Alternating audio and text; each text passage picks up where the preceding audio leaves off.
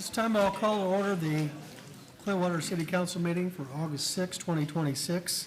If you wish to address the council tonight, please complete a comment card. Comment cards are located by the clerk seated to the right of the dais. When called to speak, please hand your card to the clerk. I'd ask for everyone to please stand tonight as we move to item 2 on the agenda for the invocation to be given by Reverend Allie Wood from the First United Methodist Church of Clearwater, and then remain standing afterwards for the Pledge of Allegiance. Thank you, Mr. Mayor. Let us pray. Loving Creator, we come to you on this very rainy evening, grateful for the privilege of being a community. We are grateful for all those who make our life together and our safety possible, our first responders, our city staff, our elected officials, those who work tirelessly on our behalf. As we gather tonight and decide on the business of our city, some small items and some large, make us mindful of all those who live and work and reside in Clearwater. Help us to remember that our city belongs to all of us, and help us to be people who think not just of ourselves, but the future, those voices that are so often unheard, and even those with whom we disagree. We pray, O God, that you would be with us and be with even the most vulnerable among us, and ask that we together would work for justice for all in the midst of this beautiful place we call home. We give you thanks and we ask this in your name. Amen. Thank you, Reverend Wood. Please join me in the Pledge of Allegiance. I pledge allegiance to the flag of the United States of America and to the republic for which it stands, one nation, under God, indivisible, with liberty and justice for all.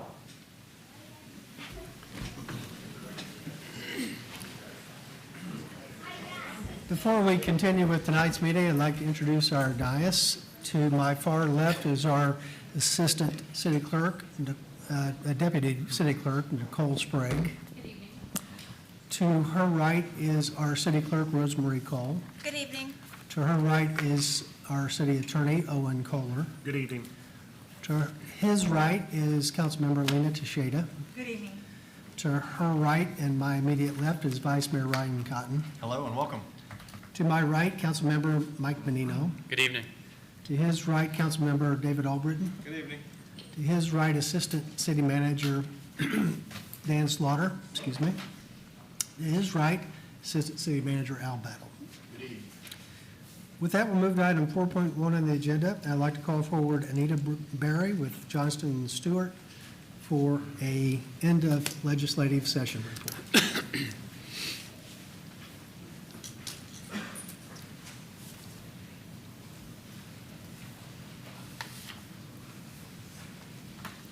Hi everyone, Mayor, Vice Mayor, council members. It is wonderful to see you all. Anita Berry with Johnston and Stewart. Thank you for having us here. I also want to recognize my two partners, Jeff Johnston and Amanda Stewart, who are sitting in the back, but also here as well. Thank you for the opportunity to provide an overview of the 2026 legislative session and to discuss several of the key policy and budget issues that went on over the last several months.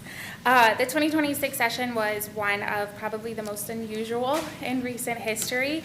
We had only 237 policy bills passed, which might sound like a lot, but it's actually about 30 fewer than we had the year before and 60 less than the year prior to that. So I think that shows kind of the temperature of this session and some of the discord that was occurring between the House and the Senate and in the governor's office.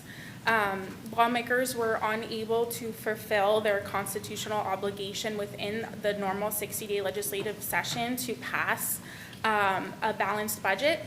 Most of that was due to failure to reach agreement on really those top line numbers, so what they want to spend in the large spending categories. As a result, they left Tallahassee without a budget. However, soon after, they were called into 3 different special sessions. Ultimately, the second of those special sessions, they came back to finalize a budget. They passed the full budget shortly after Memorial Day, and that continued significant investments in transportation, environmental protection, affordable housing, resiliency, and water quality, while also maintaining strong reserves for the states. We were very pleased to say that all three of the city's funding priorities were fully funded by the legislature in the budget that passed both the House and Senate. And I would say that that is remarkable given the budget climate that we are in our state right now, certainly looking at some projected deficits in the coming years. And so we saw the House and Senate really look at pulling back some of their spending levels. So we were very happy to have full funding for all of your priorities come out of the legislature. The final budget signed by the governor totals about $117.6 billion. That follows $810 million in line item vetoes that the governor issued on specific appropriations projects. Unfortunately, Elevate Bayshore was vetoed, but we still returned almost $4 million to the city of Clearwater. That includes $3 million for the lift station rehab program and $800,000 for the backup emergency power generator connection for lift stations. Many grant and infrastructure programs utilized by municipalities like the city of Clearwater were funded and received continued funding in the budget that the governor assigned. This includes the FDOT 5-year work program, Resilient Florida, which I know that the city has benefited from, and beach nourishment funds. And I'll pause on that because our delegations and Chair Hooper in particular really championed the beach nourishment funds this session, and his work and the work done by the legislature designated $43 million for Pinellas County and the beaches here specifically. It's a pot of about 64 and $43 million is going back to Pinellas County. So that's really exciting for our beaches. The budget also included support for affordable housing through the State Housing Initiatives Partnership and other housing programs that assist local governments in addressing housing affordability. Shortly following the legislature's passage of the budget, the governor did call them back for that third special session to specifically address property taxes. As you know, we had long been anticipating that conversation. It was no secret that the governor wanted to reduce or eliminate property taxes. Really, the question was, what was the ultimate proposal going to look like?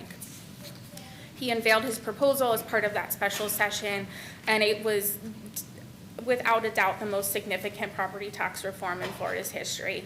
It's centered on expanding the homestead exemption and setting the state on a path towards eventual elimination of most homestead property taxes.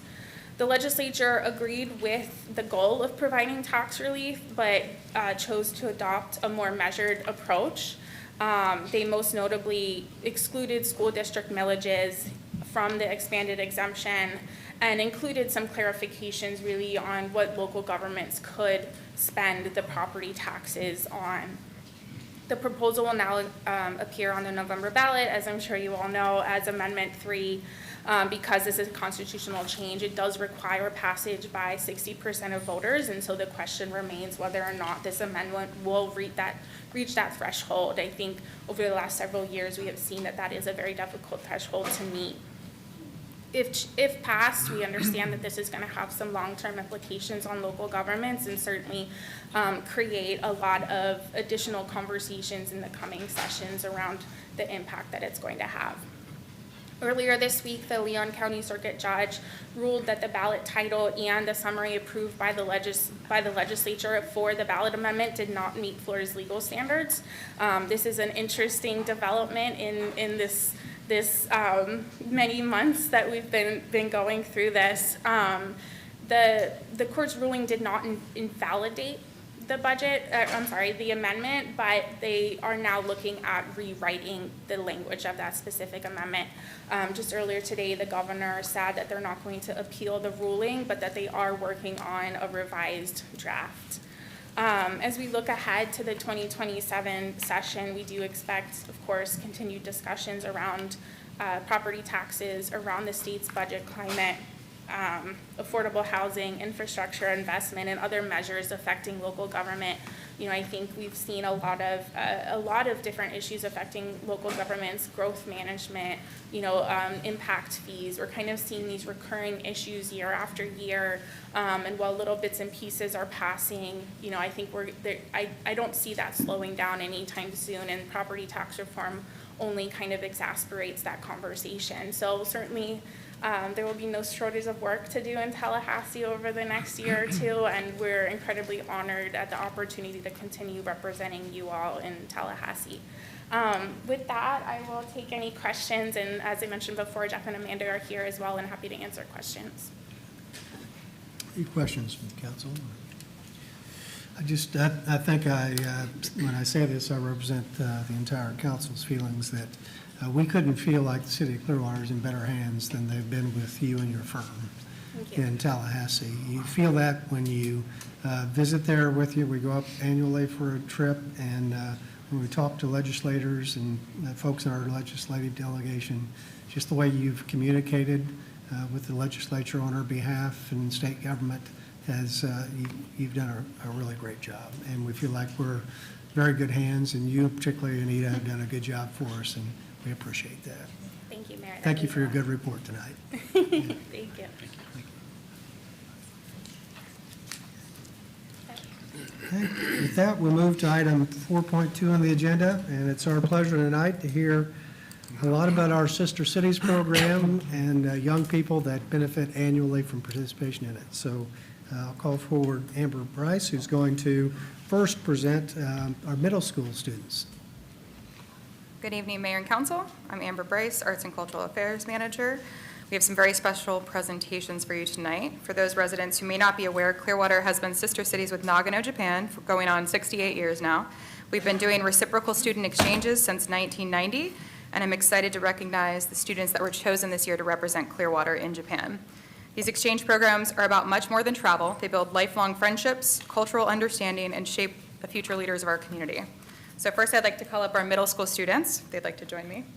The middle school program is run by Clearwater Sister Cities, Inc. This is a nonprofit partner we work with. It is not a city-funded trip. It's privately funded by parents or the organization through scholarships, but the city does provide one scholarship each year for a Clearwater resident. Their trip lasts 2 weeks. They spend a week in Nagano with homestay families, and then the other week they get to travel over Japan. So I'd like to welcome up Sydney. She was the recipient of this year's Clearwater Resident Scholarship.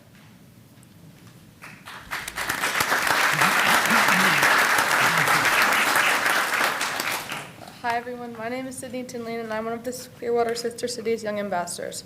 First, I want to say a huge thank you to City Council for the scholarship. It was honestly a life-changing trip. So for my first trip, for the first week, we went to Tokyo, Osaka, Kyoto, Hiroshima, Nara, and Hyogo.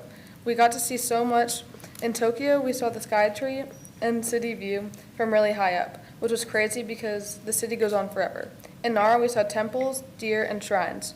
And in Hiroshima, we saw the Peace Memorial. I also got to do some Japanese calligraphy on a wooden board. It's harder than it looks. One of my favorite parts of going to Japan was going to Sakurogaoka Junior High School for 2 full days. School in Japan is really different from here. They have to take their shoes off when they go in, and students clean the school themselves. And they even eat lunch in their classrooms. Everyone was so welcoming. I was a little nervous at first because of the language barrier, but all we needed was Google Translate and hand motions, and we were laughing the whole time. For the second part of my homestay trip, I stayed with Shina Takayama. She actually stayed with my family in Clearwater first, and then I went to stay with her family in Nagano. So it was really cool to see her again in Japan. Her family was amazing. They took me everywhere. In Nagano, there are huge mountains with snow on top even in the summer. We did so many fun activities. We went up in the gondola and got to see the huge view over the mountains. We went on the ropes course in the trees. We took really cute photos in the photo booths. We learned how to roast food over a traditional Japanese fire. We went on the giant swing across the mountains. It was kind of scary at first, but I didn't feel like I was staying with strangers. I felt like I was staying with family. So yeah, this was my trip. I learned so much about Japanese culture, but I also learned that even if you're on opposite sides of the world, people are pretty similar. Thank you again to the City Council and Sister Cities program for giving me this opportunity.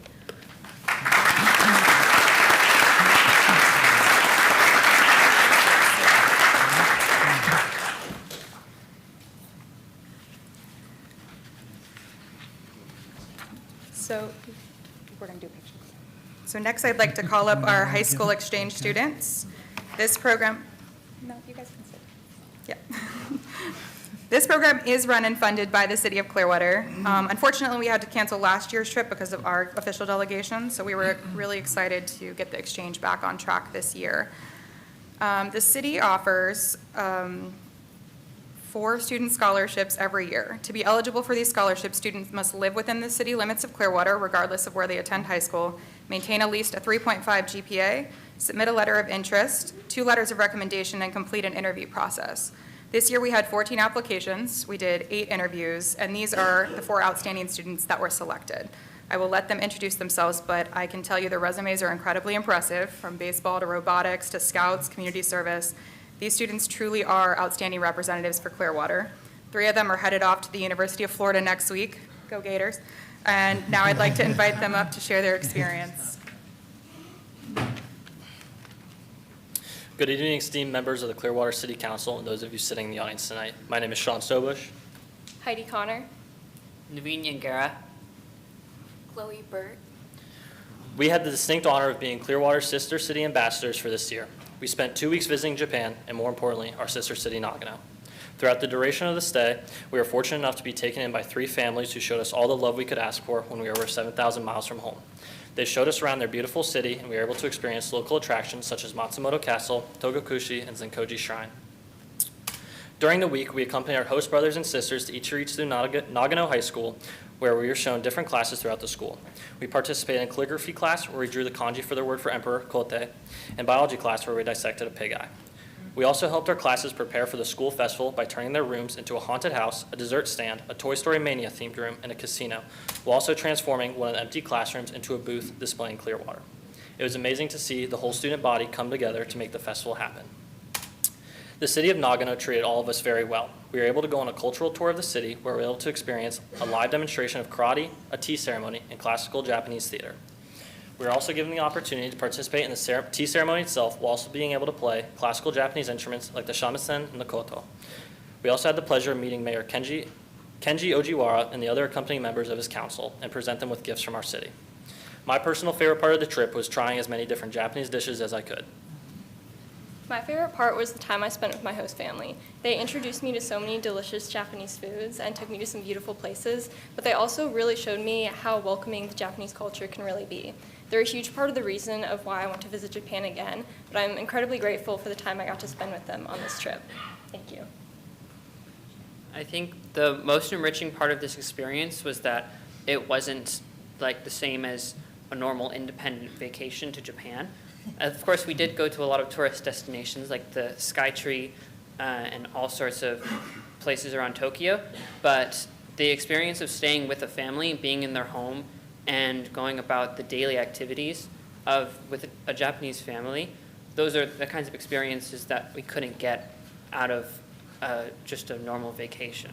This kind of program, the organization, and all of the work that the council did and the representatives, the supervisors, all the work everyone did to make this so organized really helped us achieve that experience. I'd like to thank everybody here for that as well. Thank you. The most memorable part of the trip was visiting the Togokushi Shrine, which is one of the first places that I visit with my host family. That was one of the most enriching experiences that I had. And I loved the community there. Everyone was really kind and giving during the duration of our stay. So I want to say thank you for this opportunity. Once again, we would all like to thank the city for allowing us to represent Clearwater on an international level while also learning about Japanese culture by experiencing it firsthand in a way that very few are able to. This will forever be an experience that influences the way that we interact with the world around us. Once again, we would all like to say thank you to everyone from the city involved in this program for allowing us to experience another culture in a way that we will never forget.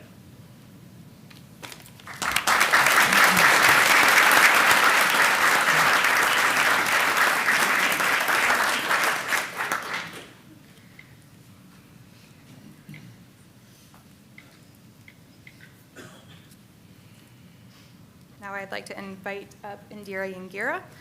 So Sister Cities International, for those who don't know, is based in Washington, D.C. I recently learned that every year they hold an International Youth Summit, so I encouraged some of our students to apply. A Florida student had not participated in that program in over a decade, so we were really excited that 2 of our students were selected. Only Indira ended up attending, so she'll tell you about her experience. But before she does, I want to give her some special recognition. So you heard from her twin brother, Naveen, who went on the trip. Indira went on the trip in 2024. She's also volunteered and served on the Sister City Advisory Board for the past couple of years in the youth position. So we want to thank her for that. And her family's been incredibly involved in the program, hosting numerous times. So just wanted to thank them. But here's Indira. Good evening. My name is Indira Angara, and this past June, I had the privilege to go to Washington, D.C. to participate as a representative of Clearwater Sister Cities in the Sister Cities International Youth Leadership Summit. Every year, Sister Cities International sends a group of students from across the nation to participate in the summit and learn about foreign service, international relations, and to train future diplomats. During the summit, we heard from many different speakers, including Ambassador Baugh, who was the previous United States ambassador to the Ivory Coast, multiple Foreign Service officers, and other members of the United States State Department. We also went on 2 special excursions to go see Suffs the Musical and attend a Washington Nationals baseball game. In addition, we were welcomed into the Embassy of Cyprus to meet the Cyprus ambassador and as well as other embassy officials. There, we enjoyed presentations as well as cuisine from Cyprus. What really stood out to me was their hospitality and their excitement to show us what was so special about their country. Furthermore, we had a full day to tour around D.C., where we all saw multiple monuments, memorials, and visited the Smithsonian. My favorite part of this tour was finding the Florida Pillar at the World War II Memorial. At the end of the week, we applied everything we learned from the speakers to a diplomacy simulation where we were each given roles to represent a simulated country or organization to discuss and solve a simulated issue. The simulation was facilitated by active members of the United States State Department. Receiving their guidance and hearing their input was invaluable. From this experience, I learned so much about international diplomacy and the role that everyone serves as a citizen diplomat, and it has encouraged me to explore a possible career in international diplomacy. Networking during the week was extremely valuable, and I made many new connections and friendships. I look forward to applying what I learned and educating others with my new skills and knowledge. Thank you to the City of Clearwater for making this possible for me and for the scholarship. I hope to use these skills to help benefit our lovely city.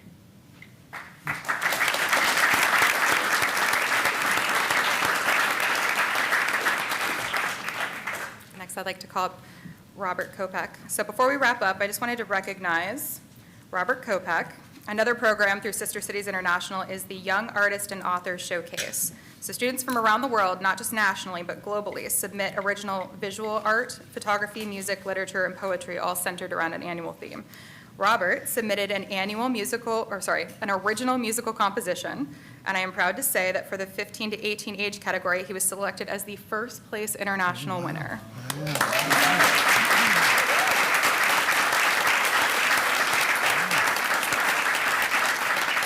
So, along with this incredible honor, he received $1,000 from Sister Cities International. I also do want to recognize the Kopek family. They've been tremendous supporters of our Sister City program.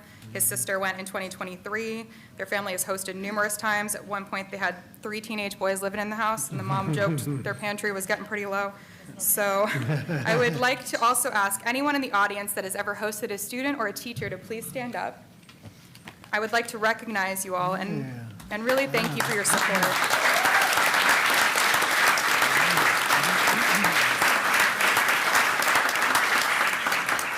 Host families are the foundation of this program. If we didn't have host families in Nagano or here, we wouldn't have an exchange program. So thank you all for your commitment and your support, and we really appreciate you. Anyone interested in learning more about the exchange programs or hosting a student or a teacher can visit myclearwater.com/sistercities, and thank you all for your time.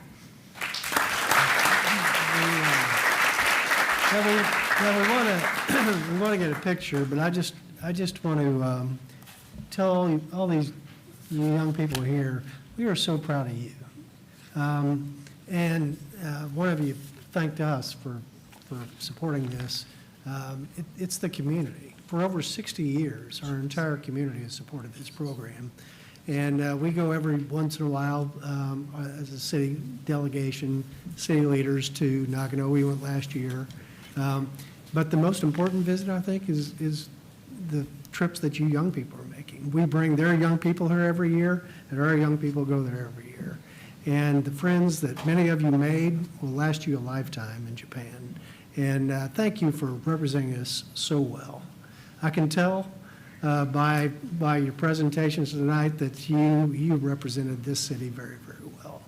And we are so proud of you, and thank you for participating in this program. With that, will we get a picture? Yeah.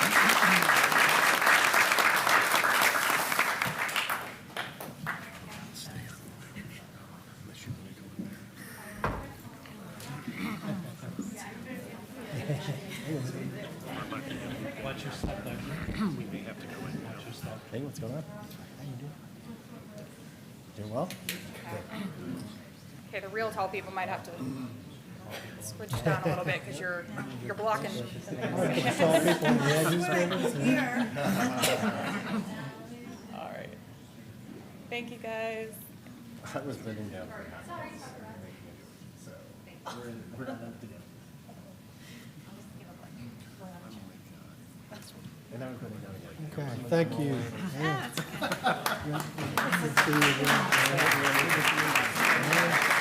Thank you for going with them, Linda. Yeah, thank you for going with them.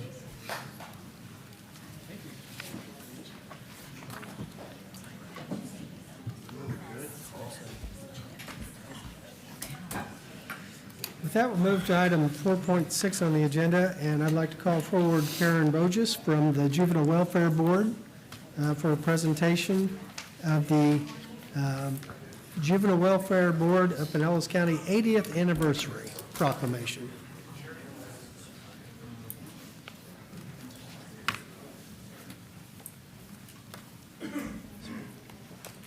Good evening, and I just have to say, as a youth-serving organization that we are, that is so impressive, and congratulations to all of those youth. Karen, I'm going to read the proclamation, and then Oh, yes, sorry. we look forward to your presentation. Having visited with you yesterday, I know you have a lot to share and powerful work that you did. Whereas in the early 1940s, few alternatives existed for troubled and dependent children in Pinellas County other than adult jail, a need recognized and championed by Juvenile Court Judge Lincoln Bogue. And whereas Attorney Leonard Cooperman drafted legislation supported by the Pinellas County Legislative Delegation to create an independent special taxing district governed by an autonomous board to guard the rights and needs of children. And whereas on November 5th, 1946, Pinellas County citizens ratified the Juvenile Welfare Board Act, creating the nation's first independent board dedicated to improving the lives and futures of children. And whereas today, JWB strengthens our community by funding 87 quality programs across 49 agencies, providing cradle-to-career prevention and early intervention services that reached over 83,000 children last year.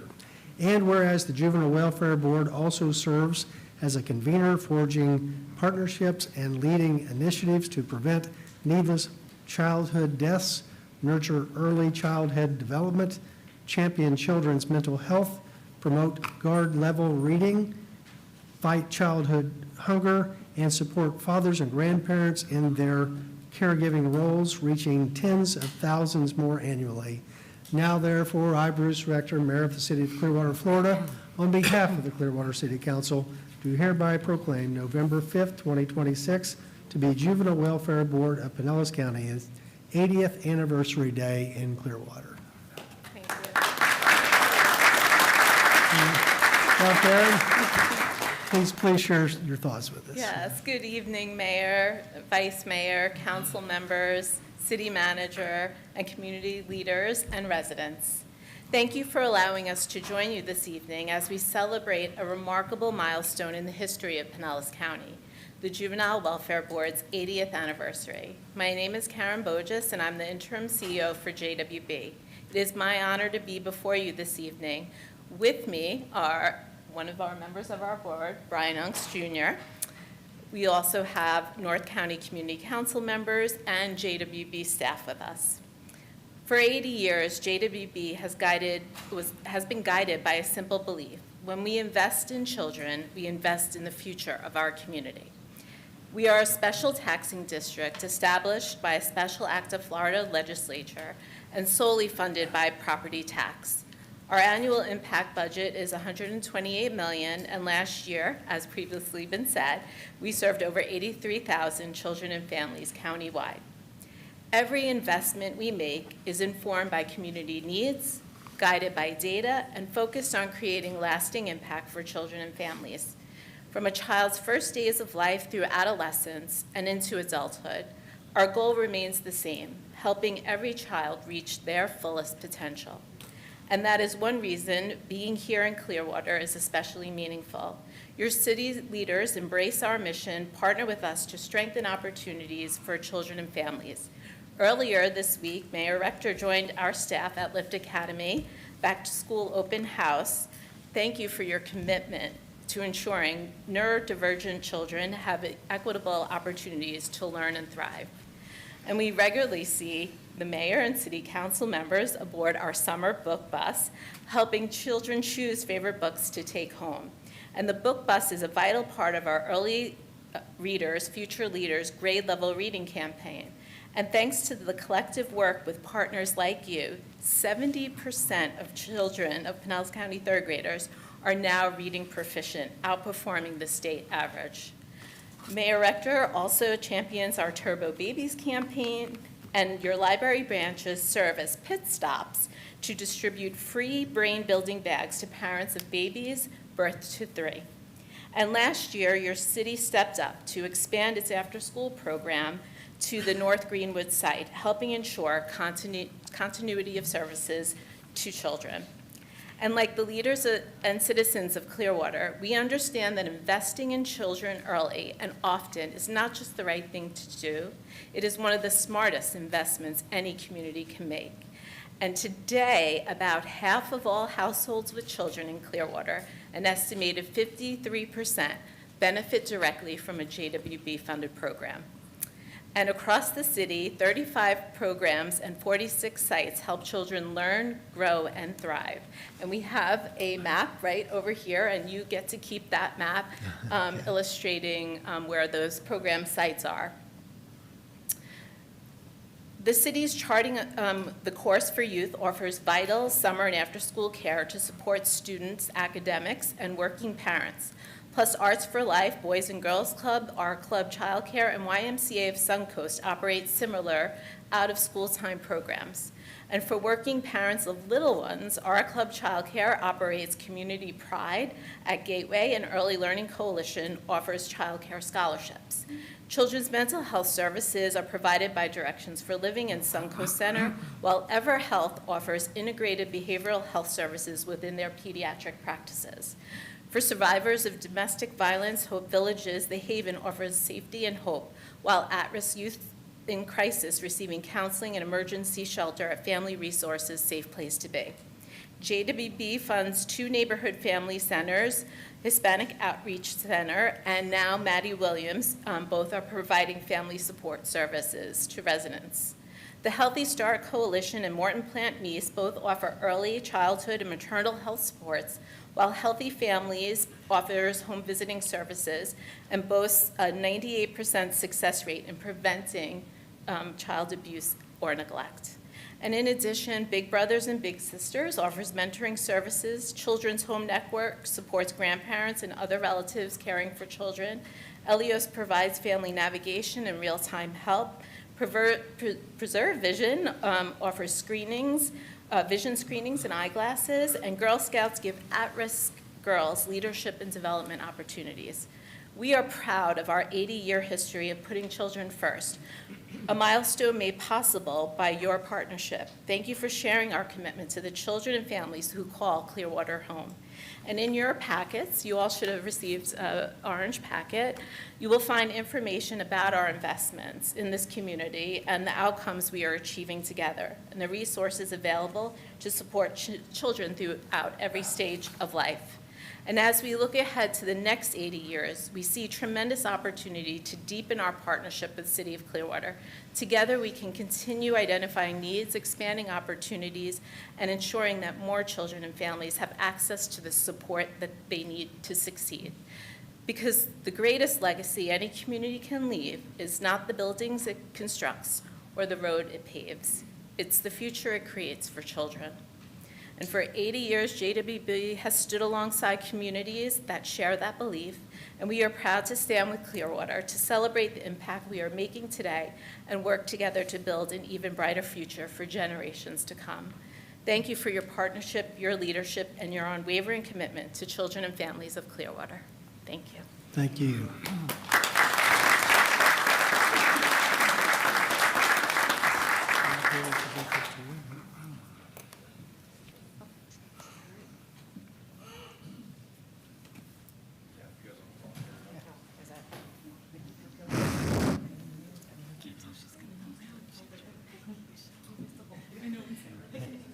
Thank you for coming tonight. Thank you for coming tonight. Good to see you. Good to see you. Good to see you today. Sorry. Thank you. How are you?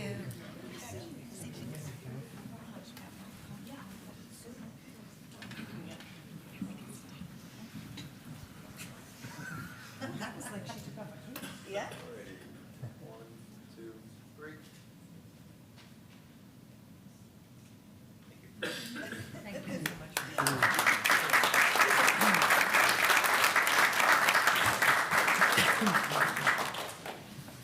Okay, now move to item 4.7 of the agenda, Florida Water Professionals Month proclamation, and I'd like to call forward Mike Flanagan, Public Works Director.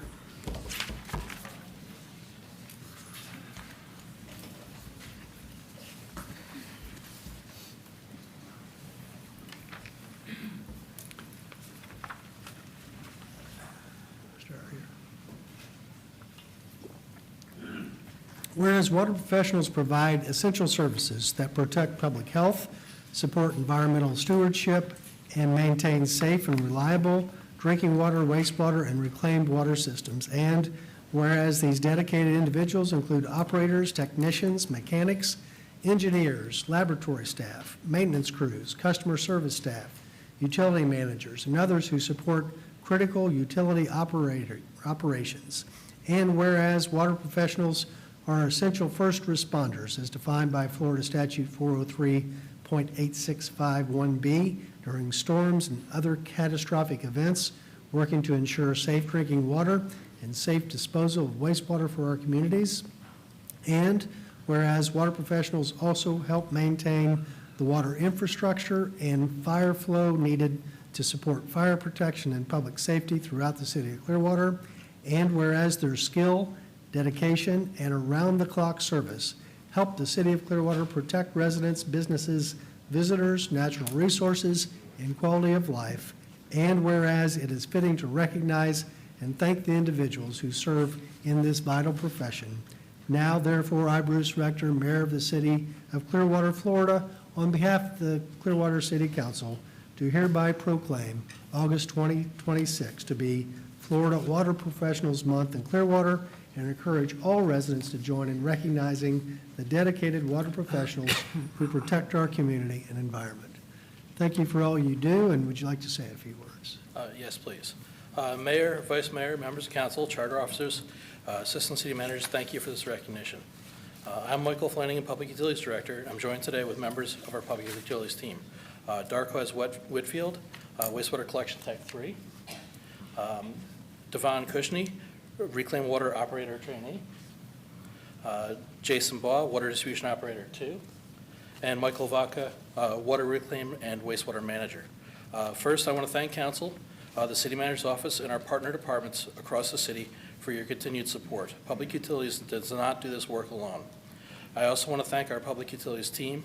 The work is often quiet, technical, and behind the scenes, but it touches every part of daily life in Clearwater.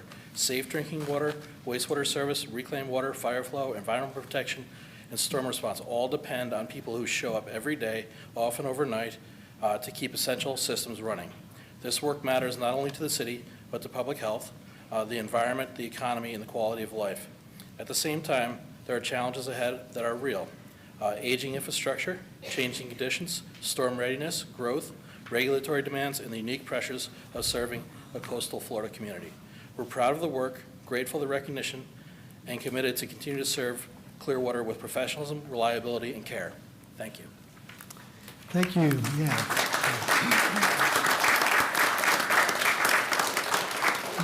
On behalf of our citizens, too, thank you for all you all do. Yeah. Thanks.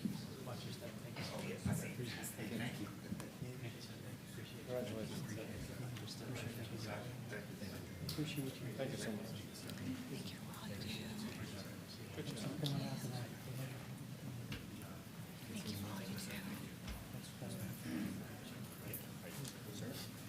Thanks for all your help. Thank you. Okay, we'll now move to item 5.1 on the agenda. Approve the minutes of the July 16, 2026 City Council meeting. Is there a motion to approve the minutes? So moved. Second. All those in favor? Aye. Opposed? Unanimous. Move to the consent agenda. Are there any items to be removed from the consent agenda tonight? No, sir. Okay. Is there a motion to approve the consent agenda as presented? Move to approve agenda items 6.1 through 6.12. Second. All those in favor? Aye. Opposed? Unanimous. Move to item 7.1 on the agenda. Approve the City of Clearwater's fiscal year 2026-2027 annual action plan, which is the second action plan of this 2025-2026 through 2029-2030 consolidated plan to implement the goals and objectives set forth in the consolidated plan and authorize the appropriate officials to enter into agreements with HUD and organizations approved for funding, together with authorization to execute administrative adjustments the same as needed. Good evening, Mayor and Council. My name is Dylan Mayu. I'm the Housing Manager. On Monday, Danya Perez provided a detailed presentation during the work session on the fiscal year 26-27 annual action plan. Rather than repeat that presentation, I'll provide a brief summary on the item. The annual action plan is the second year implementation plan of the city's 2025-2026 through 2029-2030 consolidated plan. It is required annually by the U.S. Department of Housing and Urban Development and serves as the city's spending plan for our Community Development Block Grant, or CDBG, and our Home Investment Partnership Program funds. The plan outlines how the city will invest both new entitlement funding and available prior year funding to support affordable housing, public facilities, public service programs, economic development, and neighborhood revitalization activities, and these primarily benefit low to moderate income households. This year's plan does include funding for affordable housing activities such as new construction, rehabilitation, purchase assistance, and tenant-based rental assistance. It also provides funding for public facility improvements, public service programs, small business and facade improvements, property acquisition and demolition, homeowner education, and program administration. The funding recommendations before you tonight were developed through the city's established public process. We issued a notice of funding availability, received and evaluated applications, and worked with the Technical Review Committee and Neighborhood and Affordable Housing Advisory Board to develop the recommended allocation. The required public comment period and public hearing were completed, and then they have recommended approval of the plan on July 7th. Approval tonight will authorize the submission of the annual action plan to HUD. It's due by August 16th. And it will also authorize appropriate officials to execute the necessary grant agreements with HUD and our funded organizations. It will also authorize administrative adjustments during the program year as needed to efficiently administer the approved budget. Staff does recommend the annual action plan is presented. I'm happy to address any questions. Is anyone here tonight from the public who desires to speak to agenda item 7.1? Seeing none, is there any council discussion? Councilmember Menino? Thank you, Mayor. Not a question. I've served on AHAC with you for 2 years now. I just wanted to let you know that I appreciate your leadership and the entire team and all the work they put into making our community hopefully more affordable. And you do a great job. Look forward to moving forward. I see it on my calendar already, so you've got us scheduled. So thank you to you and the whole team. Thank you. Okay, any other discussion? If not, is there a motion? Motion to approve agenda item 7.2.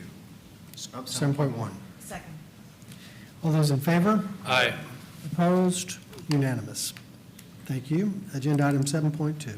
Appoint 10 members to the 2026 Affordable Housing Advisory Committee to include the appointment of a locally elected official and adopt Resolution 26-12.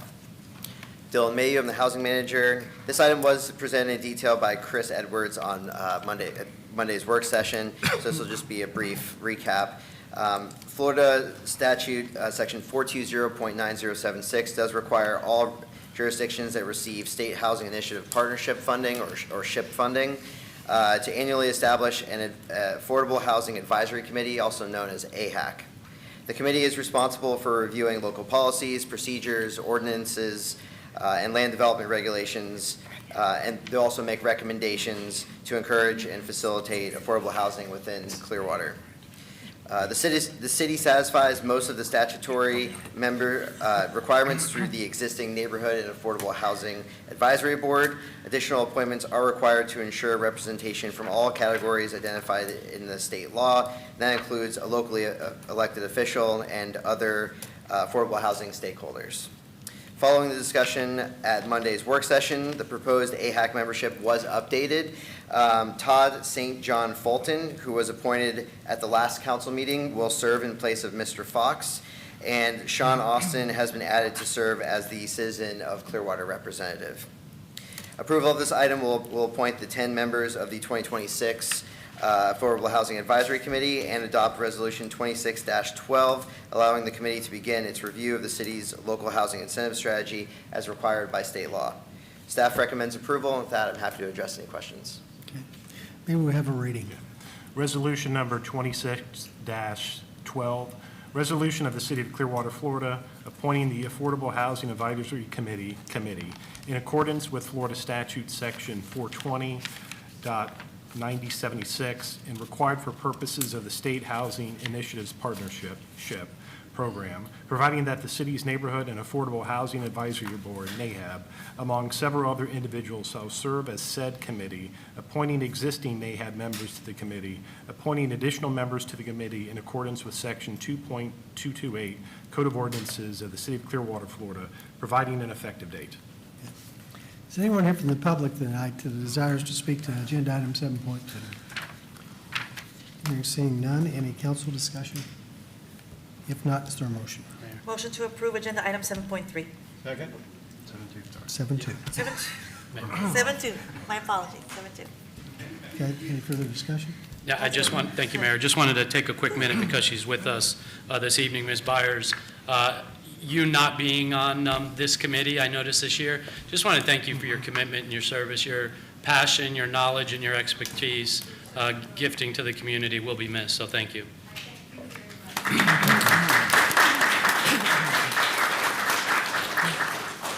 Okay, any further discussion? If not, all those in favor? Aye. Opposed? Unanimous.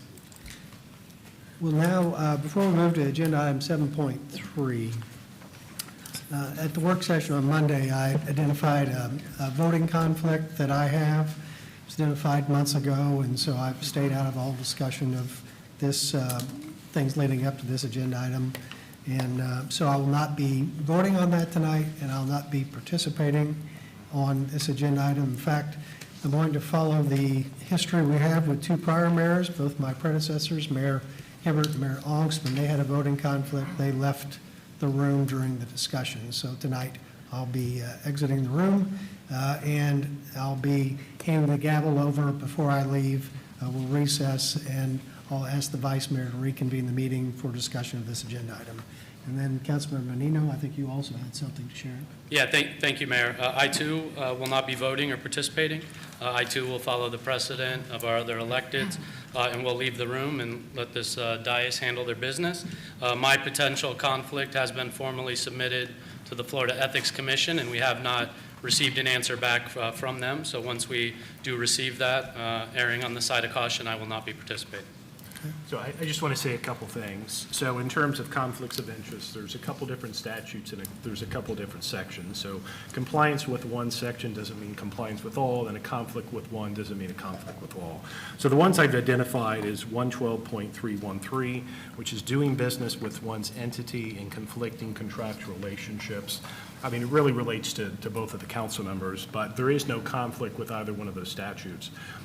There is not going to be a contract between the city and sports facilities management or with the Chargers. So there's no conflict with doing business with one's entity, and there's no conflict with conflicting contractual relationships.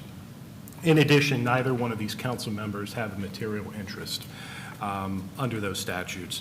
Now, relating to the mayor's voting conflict, that is a conflict under 112.3143.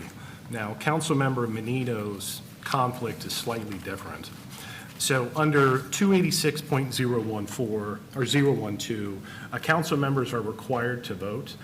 They cannot abstain unless, according to the statute, that there's a possible conflict of interest. So in Councilmember Menino's situation, in the abundance of caution, he has sought an advisory opinion, which I have sent to the State Commission on Ethics. And then once we get that opinion back, we'll determine whether or not he can vote in any future matter. So with that, we will recess briefly, and then the Vice Mayor will reconvene the meeting for the consideration of Agenda Item 7.3.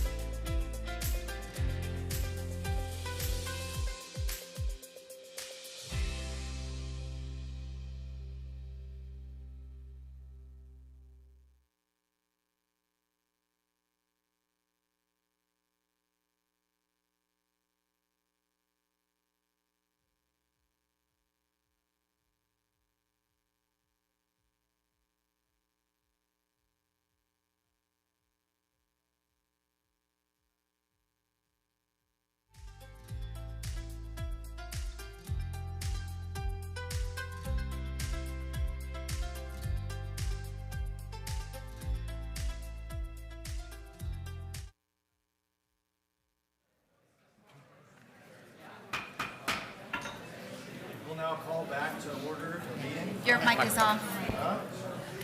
There we go. We will now call back to the order the city council meeting, leading off on agenda item 7.3. Provide direction to the unsolicited proposal submitted by Sunshine Recreational and Development LLC in accordance with Florida Statute 255.065, private partnership for the purpose of development and leasehold interest of a city-owned property at 1875 Airport Drive, commonly referred to as the Landings Golf Course, for a large-scale recreational and sports tourism complex. Thank you. Good. Sorry. Let me just say a couple things about the charter. So under section 2.01, subsection D, limitations, 5, real property, subsection 5, it discusses OSR property, and that a referendum is required when that property is either sold, donated, leased for a new use, or otherwise transferred. Now, if the lease is for an existing use, then a referendum is not required. We discussed this on Monday, but just keep in mind that the Landings is a golf course, but under the development code, there's no use for golf course.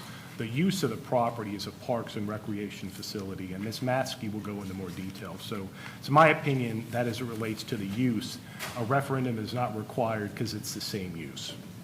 Now, there's another section of the charter that's important as well. It's in subsection 7, and it deals with the length of a lease. So under the charter, property may be leased for the initial term up to 65 years with an extension of 30 years. Anything higher than that would require a referendum. So the council could lease property for 65 years plus a 30-year extension without a referendum. Thank you, Owen. I appreciate that. Now I ask Assistant City Manager Al Battle to give the city's presentation. Thank you, Vice Mayor Cotton, members of the dais. I'll try to go through my presentation for Monday a little bit more efficiently, allow for as much time as possible for you to ask questions and hear from the public. However, I did want to make a declaration as I get started. My presentation will include a couple of other folks participating to provide context in certain portions of the presentation. Lauren Matsky, our Planning and Development Director, she'll get up and talk a little bit more about the planning and zoning OSR categorical use to provide some more context as mentioned by City Attorney Kohler, as well as the financial analysis Public Resources Advisory Group. Wendell Gertner is here to talk more about that particular part of the presentation as well. So, and at the end, I'll talk about what we recommend as well as what we believe to be the next steps, and also be available to answer questions for you as well. So thank you very much for allowing me a few more minutes to talk to you about this project, and we've talked about it on several occasions over the last few months, but this brings us to the finality of having a public presentation, so I'll do my best in terms of making sure that you, as well as the public, understands what we've done so far. So the particular proposal in front of us today is an unsolicited proposal from Sunshine Recreational and Entertainment, LLC. The proposal was submitted to us as a public-private partnership proposal under Florida Statutes 255.065. So what is a public-private partnership? I'm sure it has come up, it is talked about very generically. I want to do a brief description of it. It is a partnership between government and a private company to construct, upgrade public facilities for a public purpose. The private partner may finance, design, build, operate, maintain, renovate, and improve said facilities for this particular purpose. In this instance, Sunshine is proposing to lease the existing Landings golf course and make improvements to it to turn it from a golf course into a multi-dimensional, multi-use sports complex facility. Florida Statutes 255.065, as I mentioned earlier, establishes the process for public-private partnerships and evaluating them, whether they be unsolicited or solicited. It allows counties, municipalities, and special districts to consider those proposals without a formal bidding process under certain conditions. The City of Clearwater follows the statutory, the letter of the statute as outlined there. There may be some confusion out there in terms of why we follow the Florida statute versus having our own P3 ordinance. Back in December of 2025, we decided to repeal the existing P3 ordinance that the City of Clearwater had on the books for a couple of reasons. The main one being is that over the past about 4 or 5 years, the state of Florida has amended the P3 statute several times, and in many cases, the amendments had to do with how P3 evaluations and projects were being processed by public entities across the state. And so to avoid the confusion and also the time between a statutory amendment as well as a city amending the statute, we decided to repeal it and follow the state's protocol versus making amendments every time to keep up what the state was doing with respect to this particular program. The process that we evaluated this proposal under is an unsolicited proposal received by the city without bidding. So because the statute talks about solicitations and unsolicited, we reviewed this project under the unsolicited part of the statute. The developer submitted a proposal, they paid the appropriate fee, and we did a high-level review. And in doing so, the fee helped us offset or pay for the professional services of the Public Resources Advisory Group and any other groups that we would have chosen to do to help us evaluate this particular proposal. The city has established its fee as $25,000. The initial review was completed over the past few months. Since we received the proposal at the end of December, when we started reviewing the proposal in early January of 2026. It took us some time between the staff feedback as well as the Public Resources Advisory Group evaluation to bring forward what we determined from that particular review. There were questions, as you could imagine, between PRAG, as I'm going to refer to them going forward, as well as between the proposer. So those things needed to be vetted, needed to be further analyzed in order for us to really get a clear picture of what we were being presented with. Today, we are having that first particular meeting, that first public meeting, as a result of the feedback they would receive, the one-on-one conversations that we had with the council to talk about, did we want to bring this particular project forward? This is that first public meeting for staff to present its finding as well as the proposer to get an opportunity to share their proposal with the public. If you decide to move forward in any direction, we anticipate additional public meetings would occur, whether they be duly public notice that are on the slide or some other format. I'll talk about that a little bit more in the presentation. So the background, I'll go back to exactly how we got here today. Starting in November of last year, we received a proposal. We didn't deem it to be sufficient in order for us to do a full evaluation, and we shared that with the proposer and asked them if they wanted us to review it, they would need to resubmit. And in doing so, that's what they decided to do. So at the end of December 2025, they submitted a new updated proposal in which we deemed to be acceptable, and we started the review, as well as use a portion of the $25,000 fee to hire a third party to review the financial analysis and do that part of the evaluation. Sunshine Recreational's proposal includes the following. You've seen it all. Everyone here, as I'm sure, reviewed the proposal: multi-purpose fields, pickleball courts, sand volleyball courts, an aquatic and water park attraction, fitness and wellness facilities, restaurant and food service, walking and biking trails.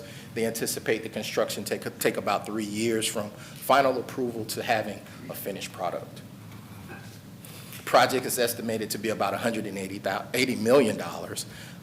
Portions of those dollars are broken out as follows: private loan of about $108 million. They are seeking and will seek Pinellas County Tourist Development Tax funds of about $45 million, and they also anticipate that equity will need to be raised at about $26.9 million to cover the program. So, as you can imagine, our approval is important to the process, if you will. Our approval would also provide them an opportunity to seek county funding because the city would have to be party to that particular application. The financial review and analysis, as I mentioned, was performed by Public Resources Advisory Group, so I'll ask Wendell Gertner to come up and talk through a few slides here to provide some more context in terms of the details from their review.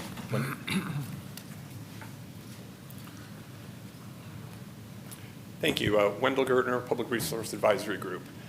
We took the proposal, the written information from Sunshine. We've analyzed it. We prepared a detailed memo, which you have a copy of. That memo focused on the project, the financial structure, and the underlying numbers. We recognize the numbers are going to change and evolve as we go, but here we wanted to focus on kind of the overall structure, highlight certain areas that merit attention, either because they're a little bit unusual and specific to the project, or they could represent risks as you move forward, if you move forward. So the three funding sources for this project are typical for P3s. Typically, it is a mix of private debt, equity, and some form of government funding in the project. You also see the uses of funds. The two primary are the horizontal hard costs, which is about 39% of the overall costs, and that's driven in large part by about $40 million of site development. Basically, that's the cost of turning the golf course into the land for the large fields, the building sites, and the parking. That is a lot more than just moving dirt here because it is on a landfill, and there's a lot of mitigation costs built into that number. The vertical costs represent all of the buildings and structures on top. That is the major cost at about 47% of the overall budget. We've also reviewed the pro forma, and again, we expect the individual numbers to change, but one of the important takeaways from this is that the financial success of the project, especially in the early years, is going to be driven by the success of the restaurant operations. In years 4 and 5, the sports and recreation component will add more revenues, but those are also being funded in phase 2, and the carrying costs and debt will go up at that point. So in summary, it's really too early in the process to determine specific financial returns to the city, as important financial details such as the lease term, treatment of taxes, the amount of lease and abatements still need to be negotiated. But we do think there are some issues for consideration. 4 of them to bring to your point here is, again, a significant cost is required to mitigate the golf course to provide for the multi-purpose fields. That is an unusual and expensive cost specific to the site. The restaurant operations are going to be crucial to the financial success of the program. As I mentioned earlier, the development is happening in 2 phases, so the lease agreement is going to have to ensure protection of the city to bridge those 2 phases. And then third, because the development is under a lease, the lease is going to have to balance the needs of the lender to ensure their security and ability to default, as well as the needs of the city to ensure that that the use remains what you're looking at here going forward. I mentioned earlier that private debt's common in P3 projects, and one of the benefits it provides is kind of having that entities putting their money into the project, giving us all comfort of some financial viability here. If the city does decide to move forward, we would encourage the applicant to engage their financial partner early in the process to ensure the ultimate financial structure will be acceptable both to the lender and to the city. Thank you. If you want to stop at any time to ask any questions, I'm sure you will, but we'll move on to the rest of the presentation, but feel free to jump in and we'll try to address them as we can. So staff evaluation is kind of the next part of the analysis, and when I say staff evaluation, we work with the city departments that would typically get involved in reviewing projects, if you will, developments, types of operations and permitting and the regulatory process, as well as departments that could be impacted by the operation, i.e. The relationship of this particular facility to Parks and Recs, as well as the adjacent nature of the property to the air park. So we asked a number of departments to give us some feedback on that, and that's where this next part of the presentation will lead us. So the first particular department that we want to talk about would be the Planning and Development Group, and I'm going to ask Lauren Matsky to come up because she can provide some context that's a little bit different and unique that also buttresses what City Attorney Kohler was referencing earlier. So good evening, Lauren Matsky, Planning and Development Department. I've consolidated my comments from Monday's work session. The highest level portions have been on the slides. As mentioned, we reviewed this looking through several lenses, partially, looking at, of course, is it consistent with the city's comprehensive plan? And there are several policies and objectives that support that. But the primary question I was asked was determining which use applies to both the proposal and the existing use. So I completed that review using the definitions of the Community Development Code, which apply to the project. And I want to emphasize that's different than what we would normally say is the specific use of the property. Looking at what is proposed and what would continue on it. The current recreational activity on this site is golf. So, and as Mr. Kohler mentioned, that's not exactly what the code would say is the use. So the code defined principal uses a parks and recreation facility. That definition includes publicly owned property used for active or passive recreation. So that was really the crux of it. In this proposal, the property remains publicly owned, and the main components are active or passive recreational uses. You saw the slide previously that outlined the many uses there, and the vast majority are recreational in nature. So that's why my preliminary interpretation was that the existing use is parks and recreation facilities, and that the proposed use is also that. Therefore, there's not a change of use with this proposal. I also want to address the food, retail, wellness, and similar services that aren't necessarily recreational uses. These are accessory, and they have to be or remain limited or secondary to and supportive of the primary recreational use. So if at any point in time the proposed accessory uses change, we would be evaluating against that. Is it secondary to but supportive of the recreation? Examples that we're all commonly familiar with would be restaurants or concessions are very typical to recreational uses. The code limits these accessory structures to 25% of the enclosed gross floor area of the principal use, and that's a jargony way of saying it can't be too big. The structures, the amount of floor area that is taken up by all of these other uses, primarily food and beverage, but also some of the wellness components, they're limited in scope, and it's really limited even further because it's not based on the whole of the site or all of the recreational uses. It's limited based on those that are enclosed. So as obviously noted, this review was based on a conceptual plan. And so if the project does advance to the stage of planning application or building permits, we would undergo the full development review of all the details. And that would include then the water and sewer capacity, a detailed traffic review, parking, stormwater, floodplain requirements, and all the compatibility with the surrounding properties. And of course, then there's other code requirements that would apply.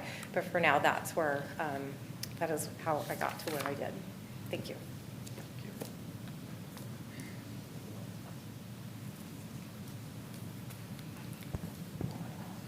So as you heard from Lauren talking about it from the planning and development perspective, we also asked Parks and Rec to take a high-level review of the project as well, and some of the comments that they provided related to general public and community access to the facility, existing recreational programming, how that could be complementary or be conflicting with the city's existing programming, the facility maintenance responsibilities. We have similar arrangements around the city in which private entities occupy public spaces. So the question was, if we have a contract in this type of role, what would be the responsibility for the city to assist or be hands-off with respect to owning and operating and maintaining this type of facility? And last but not least, how does this complement the recreational service gaps that we either have identified or that we might want to take advantage of with this type of facility, if it provides extra opportunities for recreation, or is this something that is in competition to what we currently offer? With respect to the public works review, traffic and parking were things that they definitely said needed more analysis. Pedestrian and bike safety was something that they brought up as something to review as well.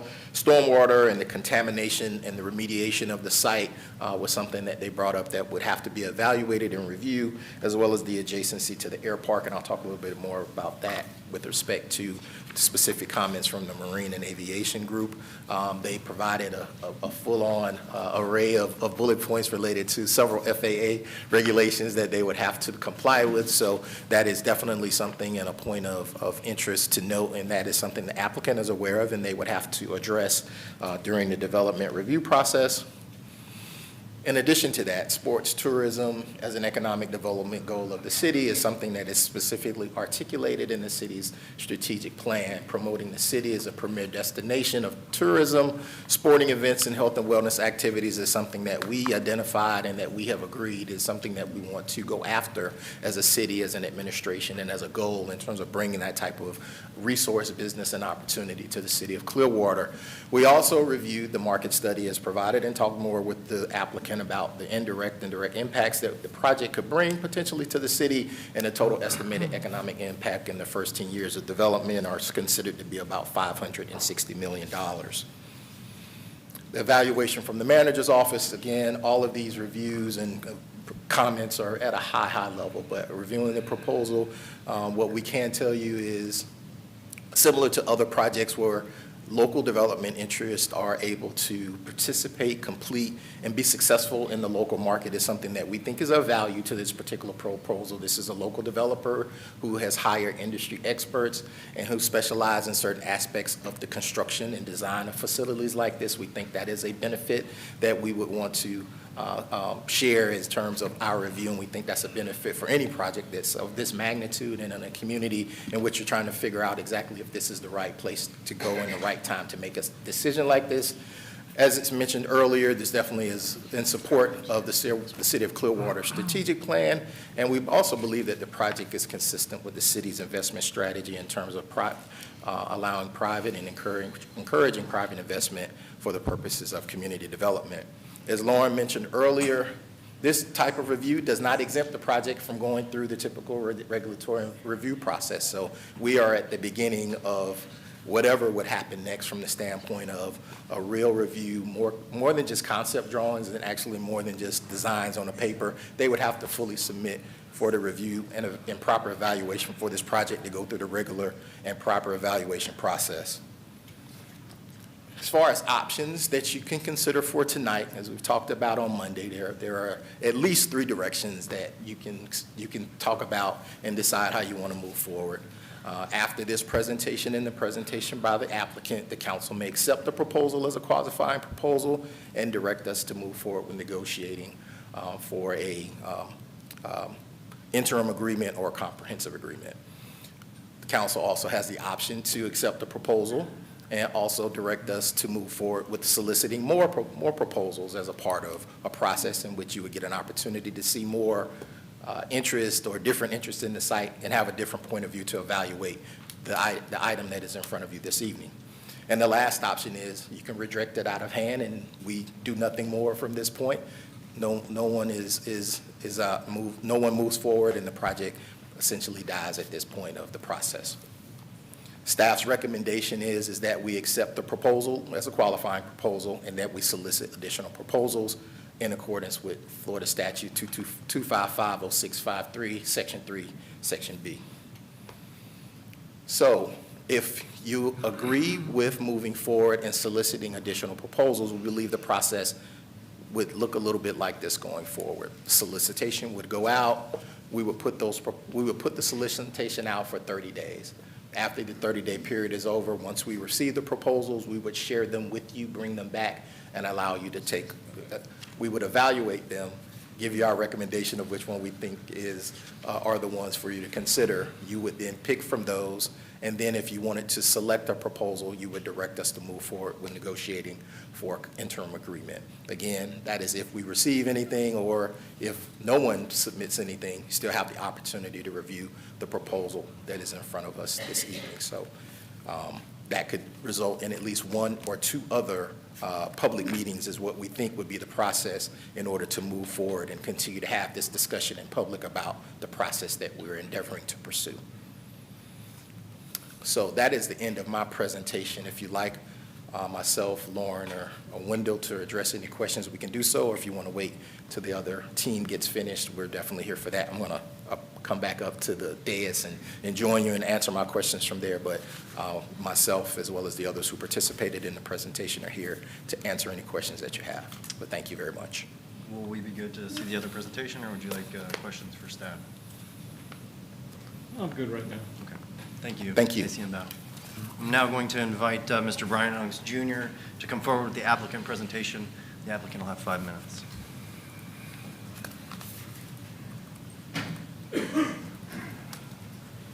Thank you, Mr. Vice Mayor. Before I start my time, I think we're going to try to do the 10 minutes up front, and then I might reserve a balance at the end. I think this would be a much more efficient way to go through the proposal, and then you'll get right to the public comment. So again, Brian Unk, 625 Court Street, here on behalf of the proposer, Sunshine Recreational and Entertainment LLC, and Les Porter and Porter Development, and his all-local team of experts. Miles Balog, National Brownfields expert for NSAFE, former Brownfields expert for the city of Clearwater, founded the Brownfields program in the city of Clearwater in 1995 and shepherded that program. Also joined by Sean Cashin, civil engineer for site plan and stormwater and attenuation and water quality questions, and joined by Michael Yates, our traffic engineer, who's done a detailed traffic study and has already incorporated some of the feedback that we've received from the Marymount neighborhood and the St. Andrews Cove neighborhood. And also Joe Grossman and Eric Sullivan from Sports Facilities Companies. They're not going to present tonight, but you've heard from them on Monday, but they're here to answer any of your questions.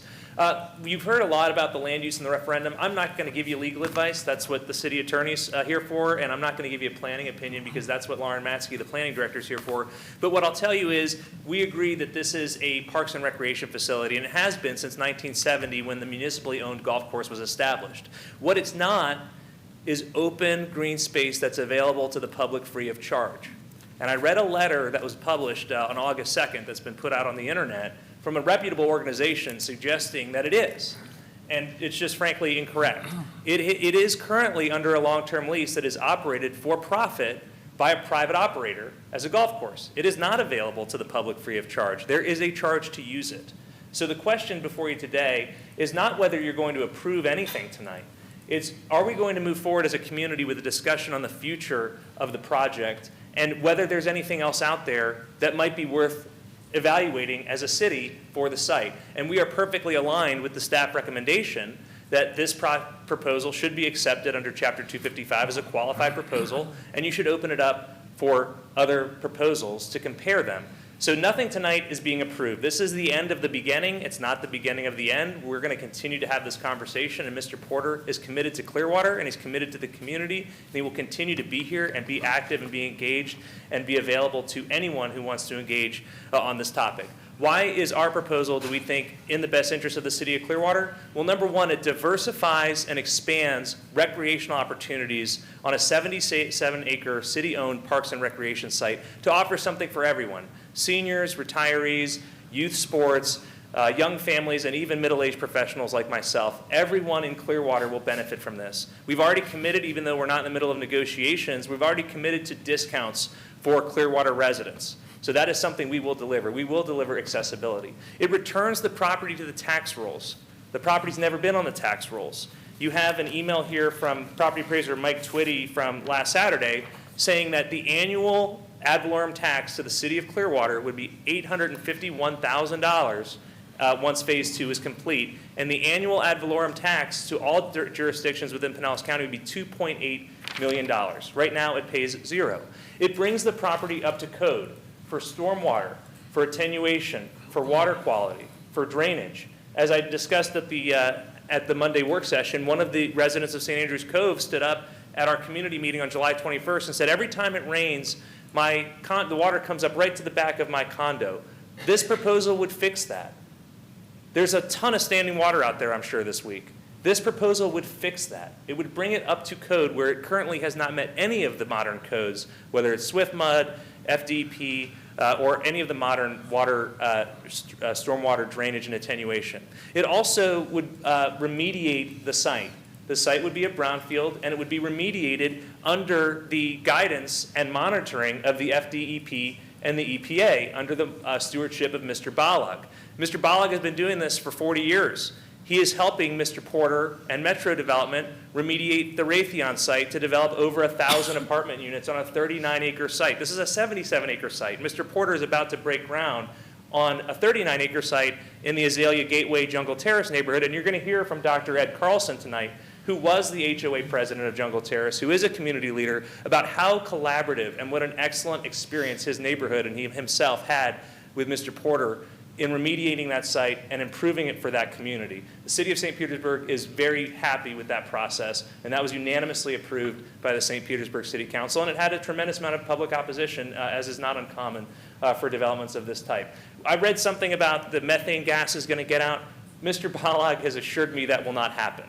This will remediate a municipal garbage dump that has been sitting there for 80 years unremediated and bring that site objectively and quantifiably up to a much better environmental status than the current condition and a much better stormwater and water quality status. It will also improve the water quality and treatment of that water that is flowing into Stevenson's Creek. This is a hatch mark showing the 22 acres of the site where we've identified, or where actually the prior proposal for the light industrial complex identified through their phase 1 of existing trash that is buried 6 feet underground. You've seen the proposal. It is for 12 multi-purpose rectangular fields, 1 championship field for youth sports events like high school football tournaments, 24 covered pickleball courts. We've covered the pickleball courts now to ensure that we mitigate from that noise pollution that folks get concerned about with pickleball. And that is in the middle of the site. It's not adjacent really to any of the residential. 12 sand volleyball courts, 2 18-hole putting courses, which is going to be a state-of-the-art offering like Pop Stroke, which is a very unique offering and something that's very popular with families and with basically all demographics. A family entertainment center, a fitness and wellness center, water entertainment facility, and then those food and beverage operations that you heard about. Here's the site plan. We've already told you about the neighborhood feedback we received and things that have already been incorporated. We've eliminated from our proposal the ingress-egress on Airport Drive. That would be subject to city traffic engineering and FDOT review, but our expert, Michael Yates, says it's fine. We can make that an ingress-egress only for emergency access if necessary, but we will eliminate any ingress-egress on Airport Drive for the facility. We've also agreed to have 24-hour security. Security was a concern. There is a public trail that will go all the way around this property. It's about 2.2 acres for cycling, anything that you would want to use the trail for to be publicly accessible for free of charge. Free of charge, which again, right now, that's not the case on this property. We've also, I want to also dispel another rumor or myth. We are working collaboratively with the operators of the air park. They do not object to this use. They are excited for this use. We are meeting with them next week to go over the site plan pending if this continues to move forward tonight. So I want to put that out there. We've also worked with Mr. McDonald from Marine and Aviation. This site, if it moves forward at all, will be absolutely compatible and safe from a Fly USA air park perspective. Those ponds, I do want to point out, are dry ponds. They are not wet ponds. They show water in them, but they are dry ponds. That is one of the components of compatibility and safety with the air park. You heard the traffic analysis from Mr. Yates. We will be adding turn lanes on Keene Road, so we'll be taking property to address ingress and egress specifically to this site. So this site will be operating at an acceptable level of service on Keene Road. And again, we will be improving that infrastructure. We're talking about millions and millions of dollars in private investment to improve a city-owned asset and municipal infrastructure. And you've already heard a lot of those benefits, but that includes improving Keene Road to add those dedicated turn lanes. And again, we have had some neighborhood input. I am not suggesting that the neighborhood is supportive of the project. That is not the case. You will hear from them. But we will continue to work with them, and they've been incredibly respectful. We have a difference of opinion, and that's okay. It's a respectful difference of opinion, but nothing that is said or done tonight is going to stop us from continuing to collaborate and engage with anyone who wants to collaborate and engage with us in a constructive manner. Obviously, constructive manner is a helpful for two-way engagement. This also shows you the $47 million total tax benefit, whether it's sales tax, ad valorem tax, and hotel bed stays, heads and beds, and also upwards of 615 jobs created. There's a range. Prague said it could be upwards of 1,000, but overall a great benefit for the community. I'm going to reserve the balance of my time, and we're here to answer any questions that you have. Thank you. Does any council have any questions at this time? I do have a few for you, Mr. Onks. Just to rehash, I think you'll be able to answer all these for those that are present that might not have watched the Monday meeting. And you've already hit a bunch of those, but we've received emails. I'm sure my colleagues, I've seen them CC'd on a few of these, but noise and light pollution. Could you just real quick go over those ways that you've mitigated these things? Yes, sir. So noise pollution, number one, there will not be any amplified noise other than on that championship field, and that's in the center of the site. And those fields will be subject to hours of operation. We're not there yet. When we negotiate these terms, we will negotiate hours of operation that are compatible with the neighborhood. And that's something the city's going to want. Just like when you negotiate a hotel development agreement, you put in restrictions on amplified noise. Okay, it's the same concept. But there will be a PA system for emergencies, for example, a missing child. You have to have a PA system that's, that goes throughout the entire facility for that instance, or an emergency, lightning strike, things like that. But in terms of the PA system, the dedicated PA system, that's only for that large field in the center, which will not be used outside of tournaments. And usually those are in the middle of the day on a Saturday. In terms of the pickleball, we did the covered pickleball courts. Again, those are in the center, oriented towards Keene Road. We did agree to a 6-foot tall opaque wall around the entirety of the property, except for on the air park property line. So we don't have the opaque wall there. I did confirm with the operators of the air park that they have a chain link fence, so that property will continue to be secured through that existing fence. And the reason they have chain link fence is because the air has to be able to flow through the fence on the air park side. So these are all things we've talked about and considered. Hopefully that answers your question. It does. The next one, just to rehash again, crime, you did state that the applicant will have a 24-hour security personnel. Yes, sir. Okay. We hit traffic, Keene, new dedicated turn lane so that traffic can be unencumbered. Parking was addressed. Can you maybe touch on that a little bit more? Yes, sir. One of the early things we heard from the initial pro forma that was submitted back in November, there was a small element of the pro forma that was for paid parking for tournaments only. And we removed that because there was a concern that if we required people to pay to park, that they would not do that, and they would instead park illegally or park in an inconvenient manner on street in the Marymount neighborhood. We've seen that happen in Safety Harbor. We've seen that happen in other, South Tampa, other communities, and we immediately recognized that as a valid concern, and we've eliminated paid parking from the plan. It will be all free parking, and there's ample parking. We do have a parking demand study as well. Thank you. You touched on the flooding with stormwater and the increased infrastructure costs that the developer will be putting in on the project. Another one that we had heard was the exit onto Airpoint Drive. You did say that that's being closed off for patron access as long as it aligns with the city, should this go forward. And I think that that's all of it. Did I miss anything? Did anybody have any other questions? All right. Well, thank you very much. I appreciate it. Now we'll move to public comment. Individuals wishing to speak must provide the city clerk a completed comment card and approach the podium. Individuals speaking will have 3 minutes. Group speakers will be given an additional minute, up to 10 minutes, for each individual who waves their hand on this matter. Group speakers need to submit a completed blue comment card. Is there any public comment? Brian Beckman. While Mr. Beckman comes up, I have on the queue Linda Byers and Fred Carlson. Mr. Beckman, you have 3 minutes. Thank you. Brian Beckman, I live in Clearwater, and I'm here tonight supporting neighborhoods, the residents that invest in those neighborhoods, live and play in those neighborhoods. So a question I had, really there's a couple of areas that I wanted to hit on as I speak. The first one is, has the city conducted an analysis on the impact of property values? So I did not see that in the presentation before. I didn't see that tonight. And it does not appear that that's there yet.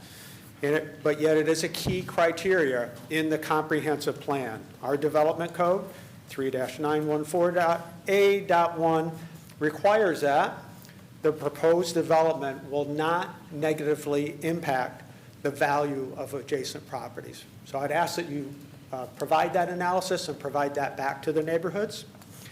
This is obviously an extremely important issue for residents. No one wants their home value negatively impacted by development. I'm sure you can understand that. Will you commit to that, to do that analysis?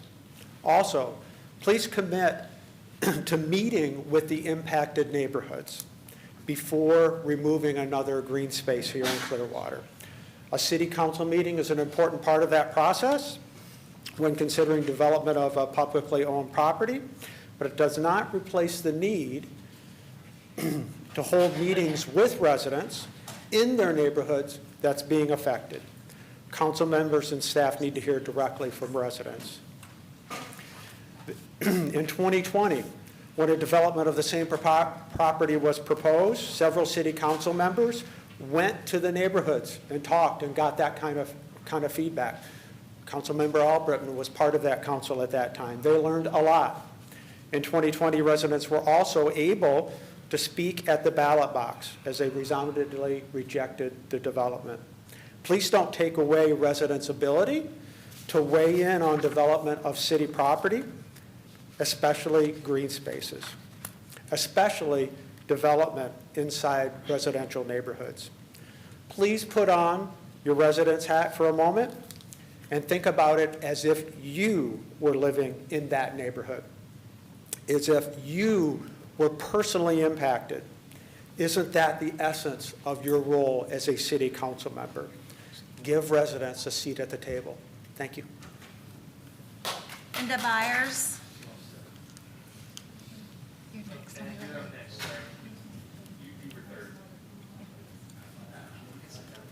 Before I start my comments, I would like to make a statement that some of the comments I may make may conflict with the presenter prior to me. So I just want to start the clock whenever you're ready. I am a Clearwater resident here tonight because the recent presentations that I have witnessed for the $180 million landing sports complex have excluded an important, obvious, systematic risk, namely the physical survival and the future of utility of the adjacent Clearwater Executive Air Park. Before continuing, we first must talk about safety. The FAA enforced strict safety zones over properties flanking active runways, developing the 77-acre parcel with stadium lighting, high-velocity netting, a 5,000-seat sports arena, obstructs within Clearwater's runway protection zones. The FAA heavily restricts large public assemblies directly underneath flight paths. High-density crowds at water parks or stadiums present unacceptable liability next to an active aviation runway. Secondly, turning the land into sports fields permanently chokes the airport's future. The city broke ground on a $13.7 million FBO terminal moderation to prepare for the next generation of technologies like unmanned cargo drones and electric air taxis.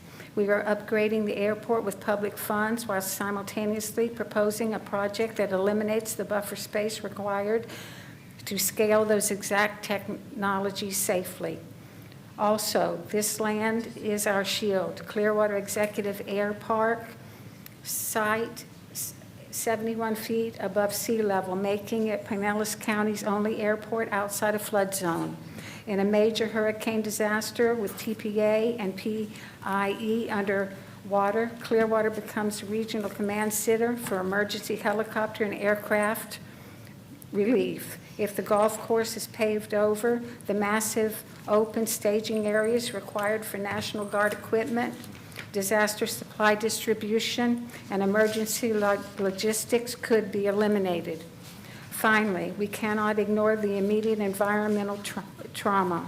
Replacing 77 acres of permittable grass and mature trees with synthetic turf, concrete, and 2,000 parking spaces will trigger mass ecological displacement with water runoff issues that may affect native birds and local wildlife.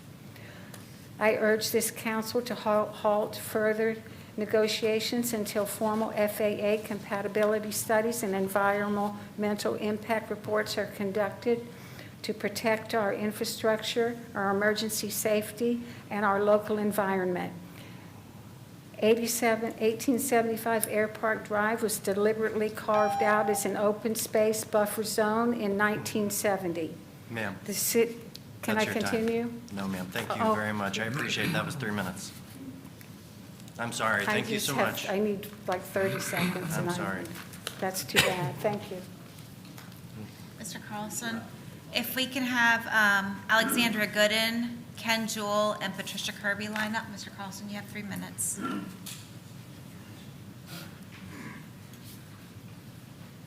I'm Dr. Ed Carlson, president of 16 years of the largest and oldest neighborhood association.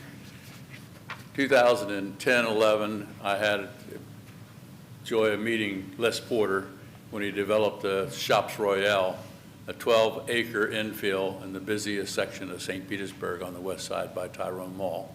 16 years later, that is still pristine, just exactly the way it was when he built it. So it's shops, two-story Publix. And then we had Raytheon, which was a poisoned piece of land that they pumped out for years and years and years, and finally became buildable again. So Les has worked on that for 5 years, the first time COVID interrupted it, and then went on from there. I'm telling you that he is a unique and unusual developer because he listens to neighborhoods. He listened to us in the Parks Royale. He listened to us on the Raytheon property, and he's altered his approach each time.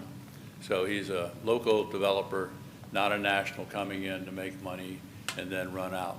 So my thing is that you listen to him and you give his proposal great consideration. Thank you.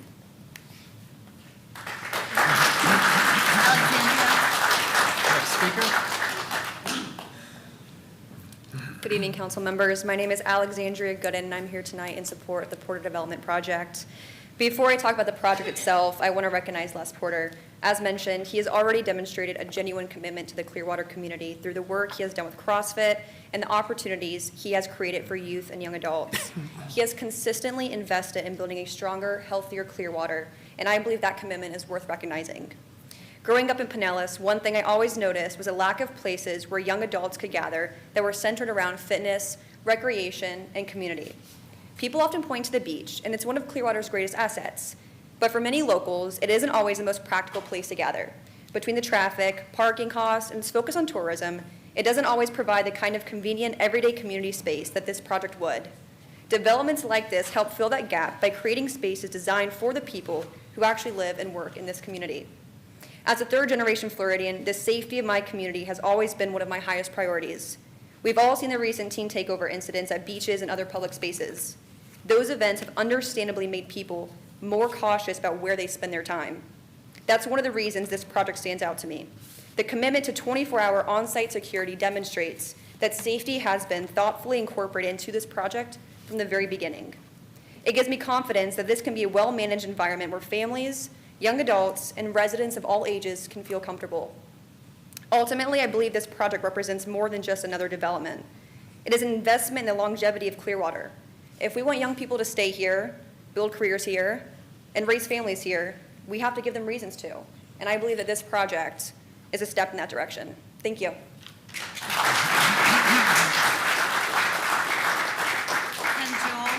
Ladies and gentlemen in the audience, if we could just keep the applause to yourselves. Thank you, I do appreciate it.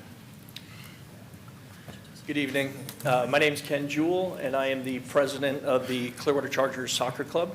We're now known as the Chargers Soccer Club. We've expanded out to Lakewood Ranch and over to Tampa. But we were founded here in Clearwater in the late 70s, and we've had a fantastic partnership with the city of Clearwater for decades. We've grown to be the largest youth sports user group in Clearwater over the years. And the demand for soccer just continues to grow, especially after the World Cup being hosted here. You can imagine there's a lot more children interested in the game. We've always had a huge demand, actually an over demand, and due to the facilities gap in the city of Clearwater, we just haven't been able to meet that demand. We are overwhelmingly in favor of this project because it'll give us finally as a club the opportunity to really serve the community and the needs of the community. We have right now thousands of families that I represent that will immediately benefit from this project. It'll also give us the ability to expand our recreational program, which today we service about 400 children. That could easily be 1,000 children. We just don't have the space, and unfortunately the city hasn't been able to provide that to us for all the reasons that you know. This immediately, takes care of that need. It will also allow us to bring tournaments that we unfortunately have had to move down to Lakewood Ranch. We have major tournaments that we run every year, lots of economic impact that's now going to Sarasota and Manatee County that, quite frankly, we would rather have here in the city of Clearwater. Families would rather be in Clearwater Beach than in Orlando or down in Sarasota. And this project really allows those tournaments to not only be moved up here to Clearwater, but also allows us and gives us the opportunity to expand those tournaments, which brings in international as well as out-of-state families in a huge way, which obviously is what the City of Clearwater is looking for. So we would hope that you would strongly consider moving this project forward. We think it will benefit, from my perspective, thousands of families that I represent here today, and would be fantastic for the City of Clearwater. So thank you for your consideration.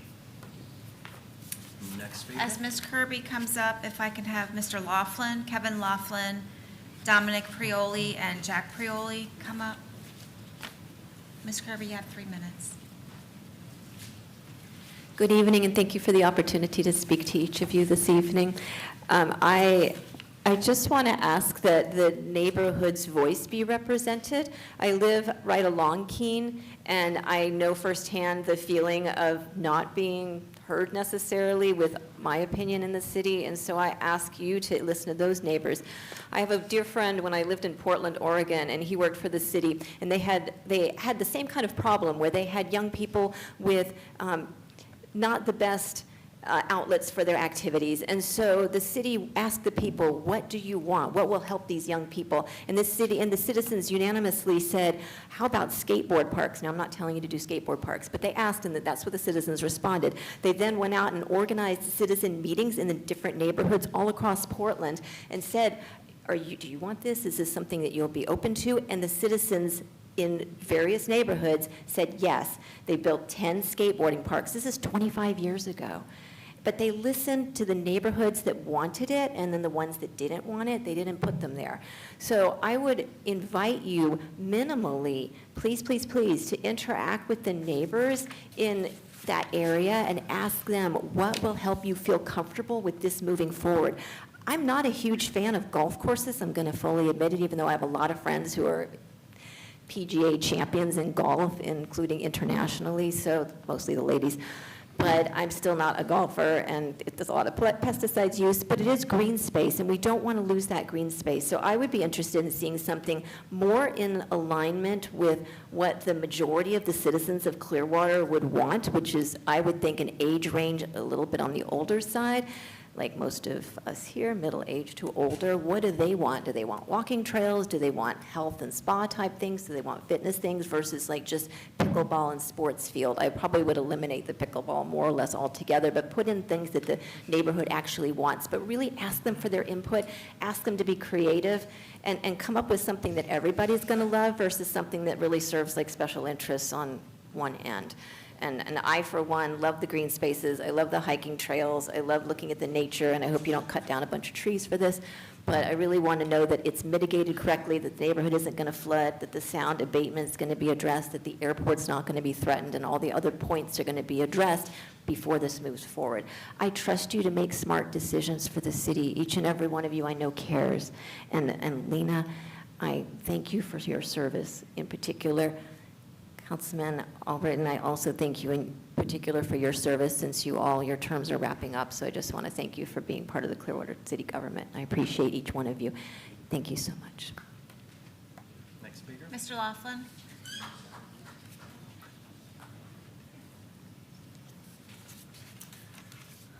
Hello, everyone. I know you all. Kevin R.T. Laughlin. When you want to win an argument and you frame it so that you can't have an argument against it, you'll find it in this program. They say, Clearwater owns properties that have 3 golf courses. Chichi Rodriguez, lowlands, basically filled in a swamp to put that in there. Could build this project there, but it's certainly far, far from ideal. And then there's the wonderful school. Clearwater Country Club, very rough terrain. Stevenson Creek running through it, the railroad running through it, impossible to build it there. The landings, open, flat, cut down a few trees, fill in a few ponds, we're on our way. They've just framed the argument for you that you have 3 choices and this is the only one that makes sense. They don't explain to you why you actually need it. Okay? The city's objectives, under your responsibility for environmental stewardship, 4.3, protect the conservation of urban forests and public green spaces to promote biodiversity and reduce our carbon footprint. Over 1.1 million square feet of artificial grass does not fit that description. Your duty is to protect that permeable land and save it for future uses. I think the Houston family deserves a little more consideration. No one has let them enter this conversation. They are deferring maintenance on the golf course, on their equipment, on their clubhouse, because this city has refused to talk to them. It happened 6 years ago. They've been asking to talk to you about a lease since you tried to put an industrial park there 6 years ago. And no one will talk to them. Whether it stays a golf course or not, you have a duty. Clearwater has 10% of our open land as green space. Your normal American city has, in their rules usually, at least 15%. And you want to throw 77 artificial grass as not green space. They can say it's as permeable as not. They say we'll make sure it doesn't drain into Stevenson Creek. If it blows over the airport side, the airport doesn't drain to Stevenson Creek. It drains into Allen's Creek. It drains into Alligator Creek. All of our tributaries are going to be full of these microplastics from these. And if they deny that there will be microplastics, I don't buy it. I don't need any more time. Thank you for your consideration. Dominic Prioli. Heard the term earlier, noise pollution. I think the sound of kids playing is my favorite sound on earth, so I just had to say that. Let me start by saying thank you for your service to our community, our home, Clearwater. For background context, my name is Dominic Prioli. I've lived the last 21 years in the Morningside Meadows community. Before that, 8 years in Skycrest community, straight out of college. I've been a homeowner for almost 30 years here in Clearwater. I've had 3 kids. They're all adults now, all born in Morton Plant Hospital. All were Clearwater Chargers, all raised in Clearwater school system. And I went to Countryside High School. I also played for the Countryside Lightning, which they merged into Clearwater Soccer Club years later. So there's my context. You have a tough decision tonight, right? But you also have the opportunity to make a forward-looking commitment that's going to be lasting impact on our community, right? President Woodrow Wilson, the 28th President of the United States, once said, if you want to make enemies, change something. Half the room. Progress takes courage, and the status quo is not going to move the city forward.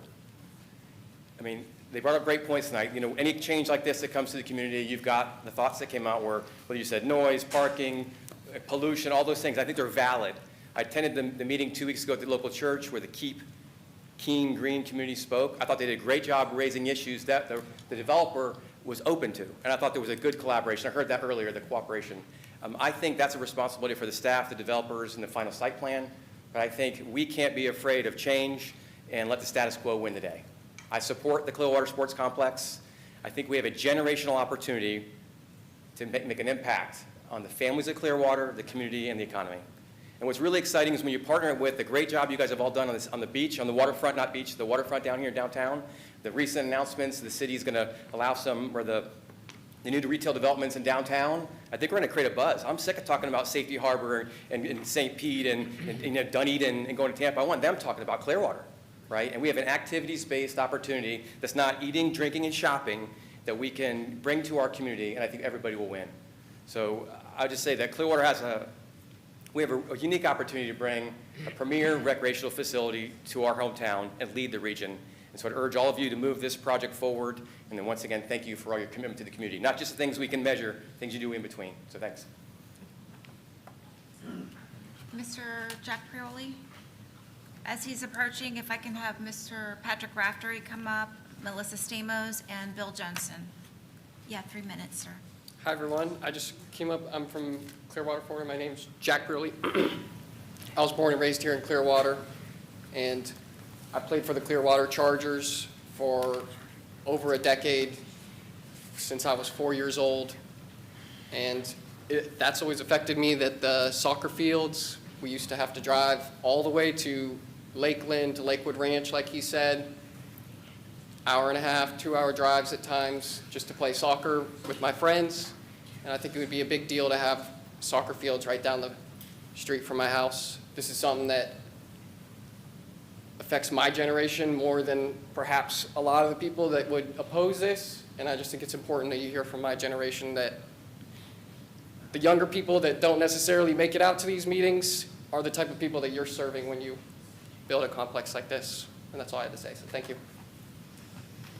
Mr. Raftery, you have 3 minutes.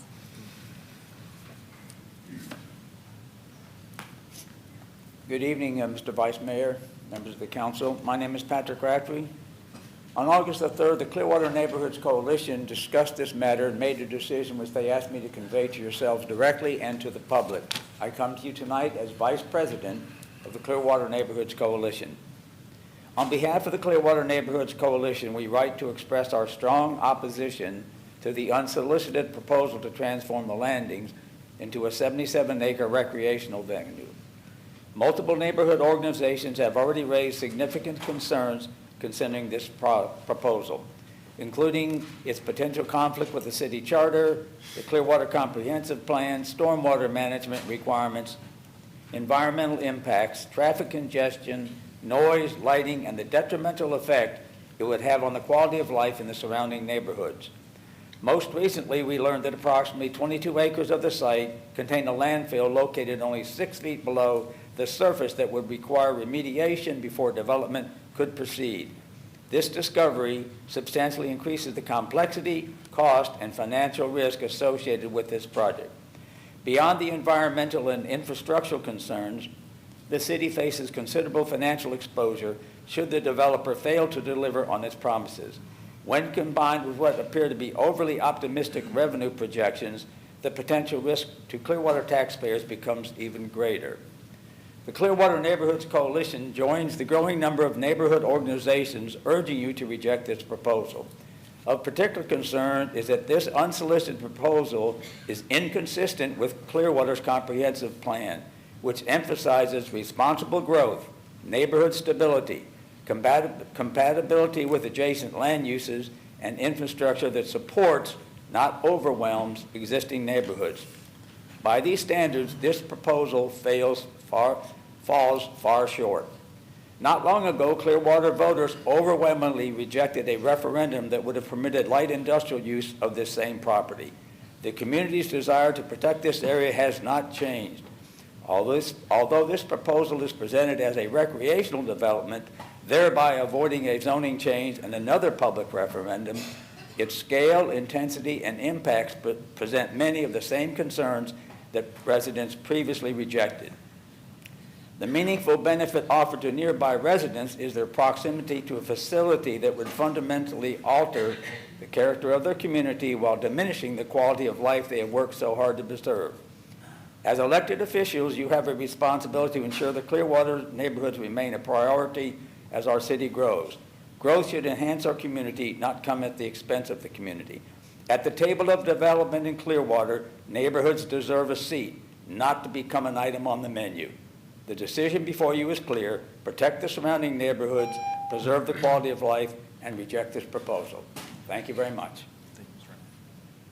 Ms. Stamos, before you continue speaking, go ahead and approach the podium. I'm going to make sure that your other individuals, as a group speaker. Teresa Winthrow, if you can raise your hand. Thank you. Howard Latham. Thank you. Kathy Maddie. Thank you. Greer Pasco. Thank you. Deborah Hollander. Thank you. And Kelly Meyer. Thank you. You have 9 minutes. Good evening, council members. On behalf of the many residents, neighbors, and supporters who share our concerns, thank you for allowing us to speak this evening. First, we want to sincerely thank each of you for your service to Clearwater. We recognize that the decisions before you are not easy. You are balancing economic development, fiscal responsibility, environmental stewardship, neighborhood preservation, and the interests of thousands of residents. We appreciate the time, thought, and dedication you bring to these difficult decisions. We also want the public to know that, contrary to what some believe, the concerns of your constituents regarding our beloved city have not fallen on deaf ears. You have listened, you have met with residents, you have asked thoughtful questions. While we may not always agree with the outcome, we appreciate your willingness to hear and engage the most important conversation. We also want to address a misconception. Some have suggested that because neighborhood representatives and residents have met with the potential developer, we support this project. Nothing could be further from the truth. We met because we believe in participating in the process. We asked questions, listened, and shared our concerns. Meeting with the developer is not an endorsement of a proposal. It is a responsible civic engagement. Tonight, we respectfully ask you to pause this process and carefully reconsider the future of the Landings Golf Course. This is much more than a golf course. It is about the future of Clearwater, the character of our neighborhoods, and the legacy we leave behind. The Landings represents one of the last significant open spaces remaining in our city. Once this land is developed, it is gone forever. Many residents are deeply concerned about the impact this proposed regional sports development will have on our quality of life. Traffic is one of the greatest concerns. The surrounding roadway network already experiences congestion, and adding a large-scale destination facility near established neighborhoods, schools, and the airport will increase traffic, create delays, and impact daily life for residents, even with the exit closed on Airport Road. We must consider emergency response times, pedestrian safety, school traffic patterns, neighborhood cut-through traffic, and whether a project of this scale is truly compatible with the surrounding community. Noise is another significant concern. This is not a passive recreational use. A sports entertainment venue has the potential to bring concerts, amplified sound, public address announcements, loud whistles, cheering, yelling, large crowds, and increased vehicle traffic. Pickleball is of particular concern, with some studies likening it to living next to an expressway with noise impacts. No amount of mitigation will impact that noise. They do not stop at the property line. They become part of everyday life for families, students, and residents who live nearby. Lightings and hours of operation are also serious concerns. Bright sports lights, early morning and evening events, and extended operating hours fundamentally change the character of a residential area. Residents who purchased homes adjacent to a golf course did not expect to live next to a regional sports entertainment destination. Of particular concern are the St. Andrews condos. This development will literally come up to their doorsteps. We appreciate that the developer has made efforts to address neighborhood concerns and has been willing to engage residents. However, we do not believe those mitigation efforts will eliminate the impacts of this project. Traffic remains traffic. Noise remains noise. Bright lights remain bright lights. No amount of buffering, landscaping, or operational adjustments can fully eliminate the effects this project would have on quality of life nearby residential values. As a real estate professional of 25 years, I assure you the development will absolutely suffer a serious detraction in property values to our neighborhoods. Ask yourselves, would you want this in your backyard? This does not belong in a residential neighborhood. That is why our concern is not simply about the design of this project. It is whether this is the right project in the right location. We have concerns about the inclusion of restaurants and food and beverage venues. The city has consistently identified successful small business as a priority, and we support these efforts. Clearwater's locally owned restaurants and businesses are part of what makes our community special. They have invested here, created jobs, and helped build the character of our city. These businesses have weathered economic downturns, storms, rising insurance costs, and labor shortages.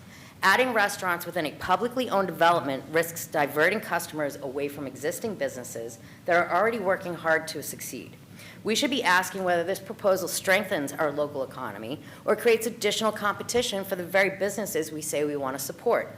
We're also concerned about the process.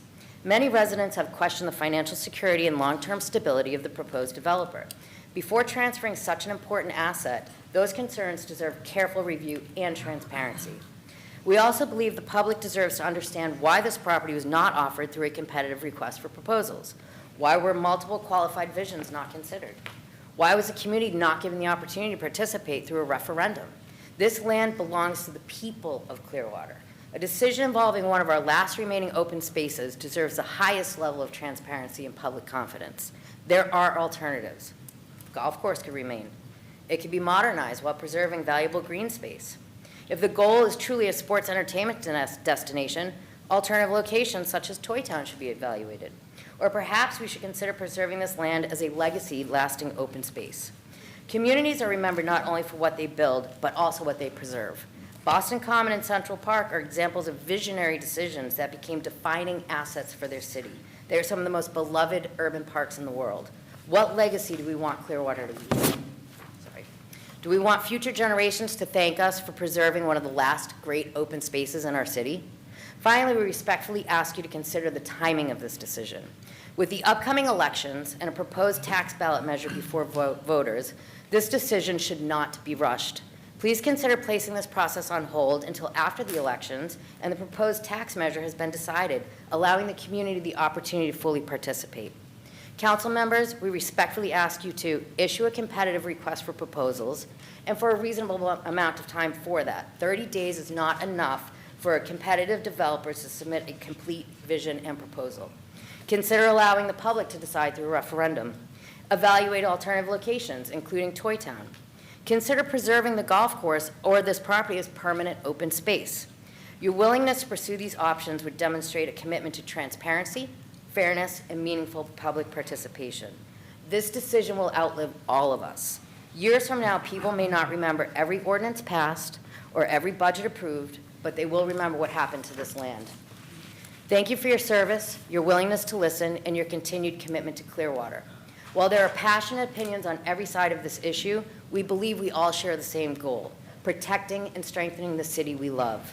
Because the measure of a great city is not only what it chooses to build, but also what it has the wisdom to preserve. We hope the landings becomes part of Clearwater's lasting legacy, not another opportunity lost. Thank you. As Mr. Johnson approaches the podium, if I can have Christine Michalek, Greg Erickson, Mike Reardon, and Lisa Lanza line up.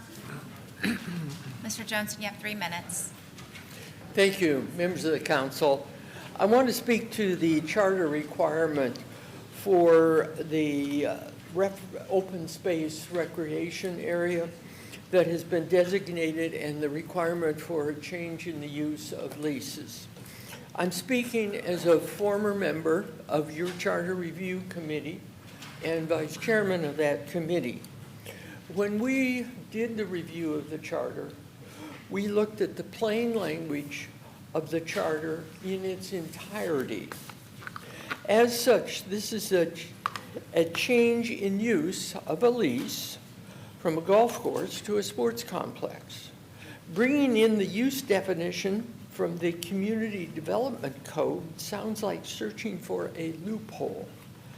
After all, the Community Development Code hasn't been approved by the citizens at a referendum. In the abundance of caution, this should be the subject of a referendum to ensure fidelity with the citizens' charter. After all, it's the citizens' charter, not the council's charter. Thank you very much, and appreciate your consideration. Christine Michalek.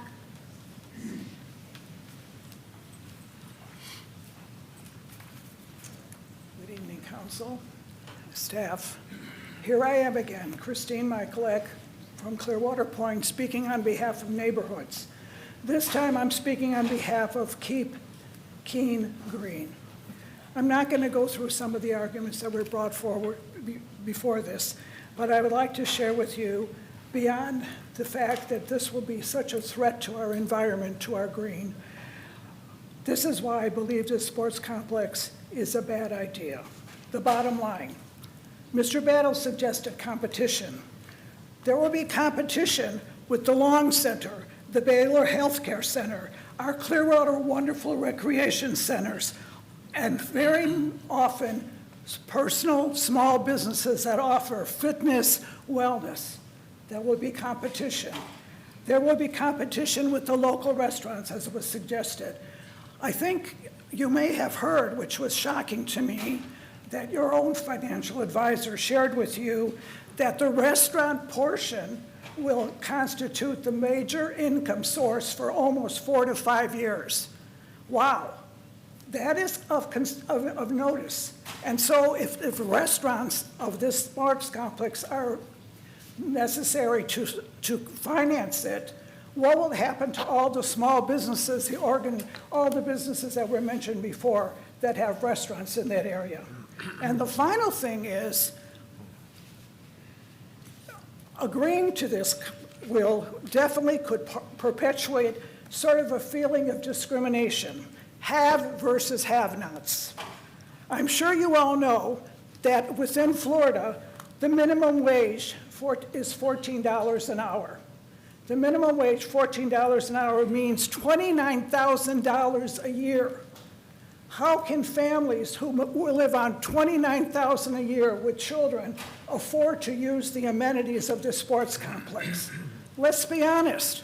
Those of us speaking today definitely make more than $29,000. So please consider those three things. Competition. Number two, the fact that the restaurants will suffer. And number three, that you are setting up a precedent. Haves versus have-nots. Thank you for your time and for your service. Mr. Erickson? Hi, my name is Greg Erickson. I'm delighted to be here today. I'm an advocate for this facility. When I look at Clearwater, I think of tired, old, and no innovation. I've seen St. Pete become very chic and very attractive for the younger crowd. I've seen Tampa Bay take all the sports teams and collate that underneath Tampa. I think you've got an opportunity. And I think most people, when they talk about green space, let's face it, we're talking about a dump, former dump, and an airport. So if you're really interested in green space, you.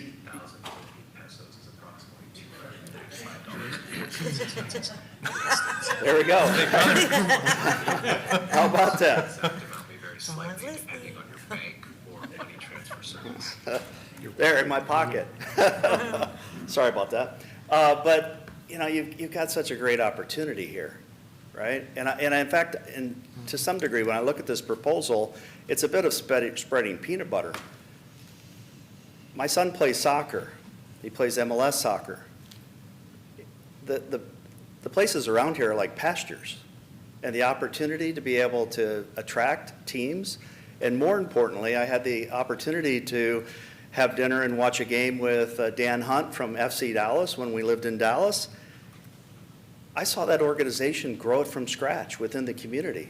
Just think what Clearwater could do.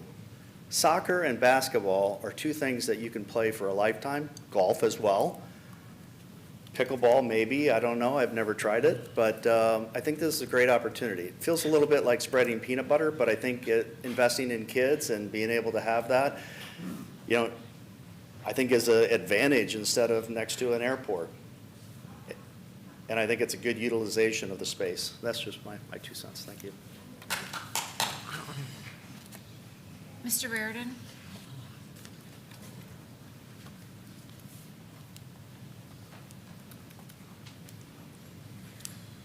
Evening, my name is Mike Reardon, and probably most people here are surprised I'm here to come and agree with what I believe most of the councils are going to agree with. First of all, I don't see this as green space at all. I've been living on a golf course for 23 years, not this one, the other Clearwater Golf Club or whatever it's called now. And I looked this up. If you had 12 hours, which you don't, but let's say you had 12 hours, most golf courses are going to send out, if you had 4 people in every pairing, or 4 at a time, and you won every 7 to 10 minutes, you're going to get between 144 and 288 golfers. But you never get that. You never get 4, and you're really cutting it down to about 7 to 10 hours, because it takes about 4 hours to play around the golf. And I don't know what the handicap is up on the landings, but if it's anything like Clearwater Golf Course, it's probably 3 figures. To me, when I think of green space, and I grew up around a lot of green space, I'm thinking about either going out in the woods and walking on natural man-made trails, or maybe going somewhere where they put in, you know, wooden or pavers or something so people can walk more freely. It's also a revenue thing. I mean, especially if the referendum passes, we need more revenue. But also the landings is going to turn into an airport and have airplanes landing on it. I don't know anybody here except for Mr. Albritton that remembers, maybe when you were chief, you were here over there. And I think it was Hoyt Hamilton that said, you know what? It's going to turn out to be a golf course. I was in favor of light industrial with the 20 acres, with the amenities that 20 acres had, because I wanted to see jobs that generated better incomes to get citizens off the what I call the tourism pipe, because tourism jobs don't pay much. Some people make a lot of money, but most don't. So I'm in favor of this. I don't play golf. I don't care. I would love to see this on the golf course where I live, but good luck. It's a creek going down the middle of it. It's about 4 feet of water in the middle during storms, and it's not going to happen. But it's going to turn into an airport, and every single thing you come up with, someone's going to complain about it. And someone's saying we need a referendum. I was on the Charter Review Committee twice. You don't need a referendum unless it's changing the use. And it's been made very clearly. And I've seen how, back to this, this green space, the amount of chemicals they dump on a golf course. Now, would I like to see natural grass versus artificial turf? Sure, because I played soccer on natural grass. So anyway, I'm in favor of it. I came here last minute. I was happy to see so many people here for it, because I thought I was going to be like one or two of the few people here. So good luck, and thank you. Thank you, Lena Mr. and David, I guess you got a couple months to go, so thank you. Ms. Lanza?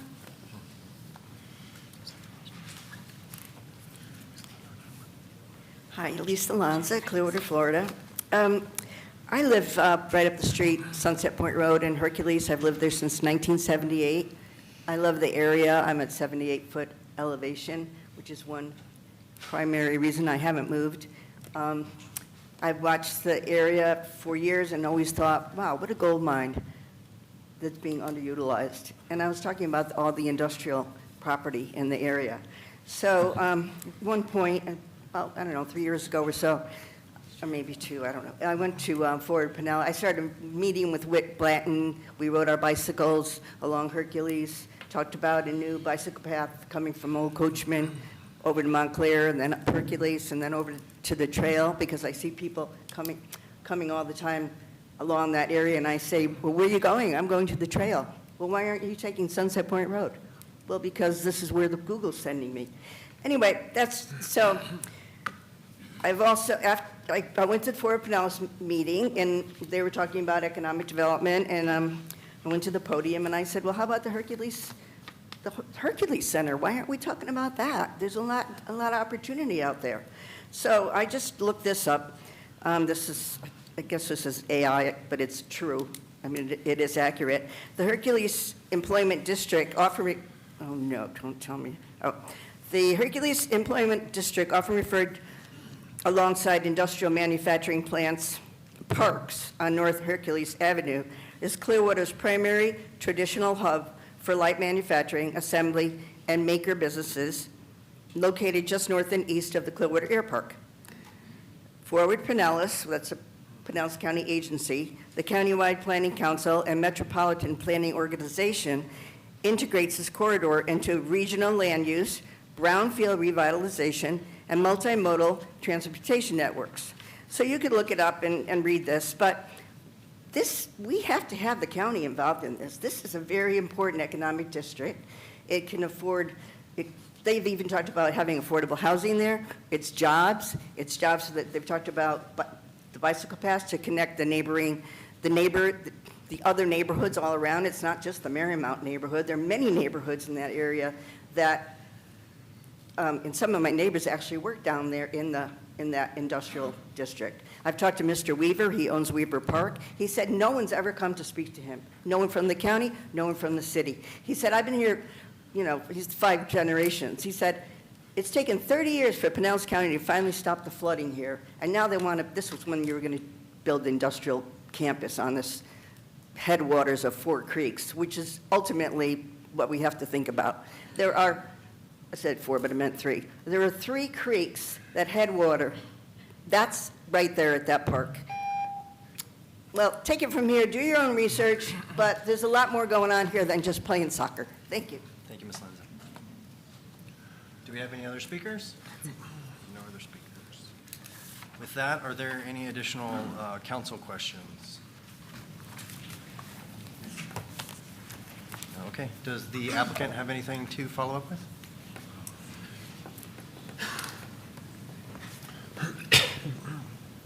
Just waiting for Eric to get up here before the clock starts.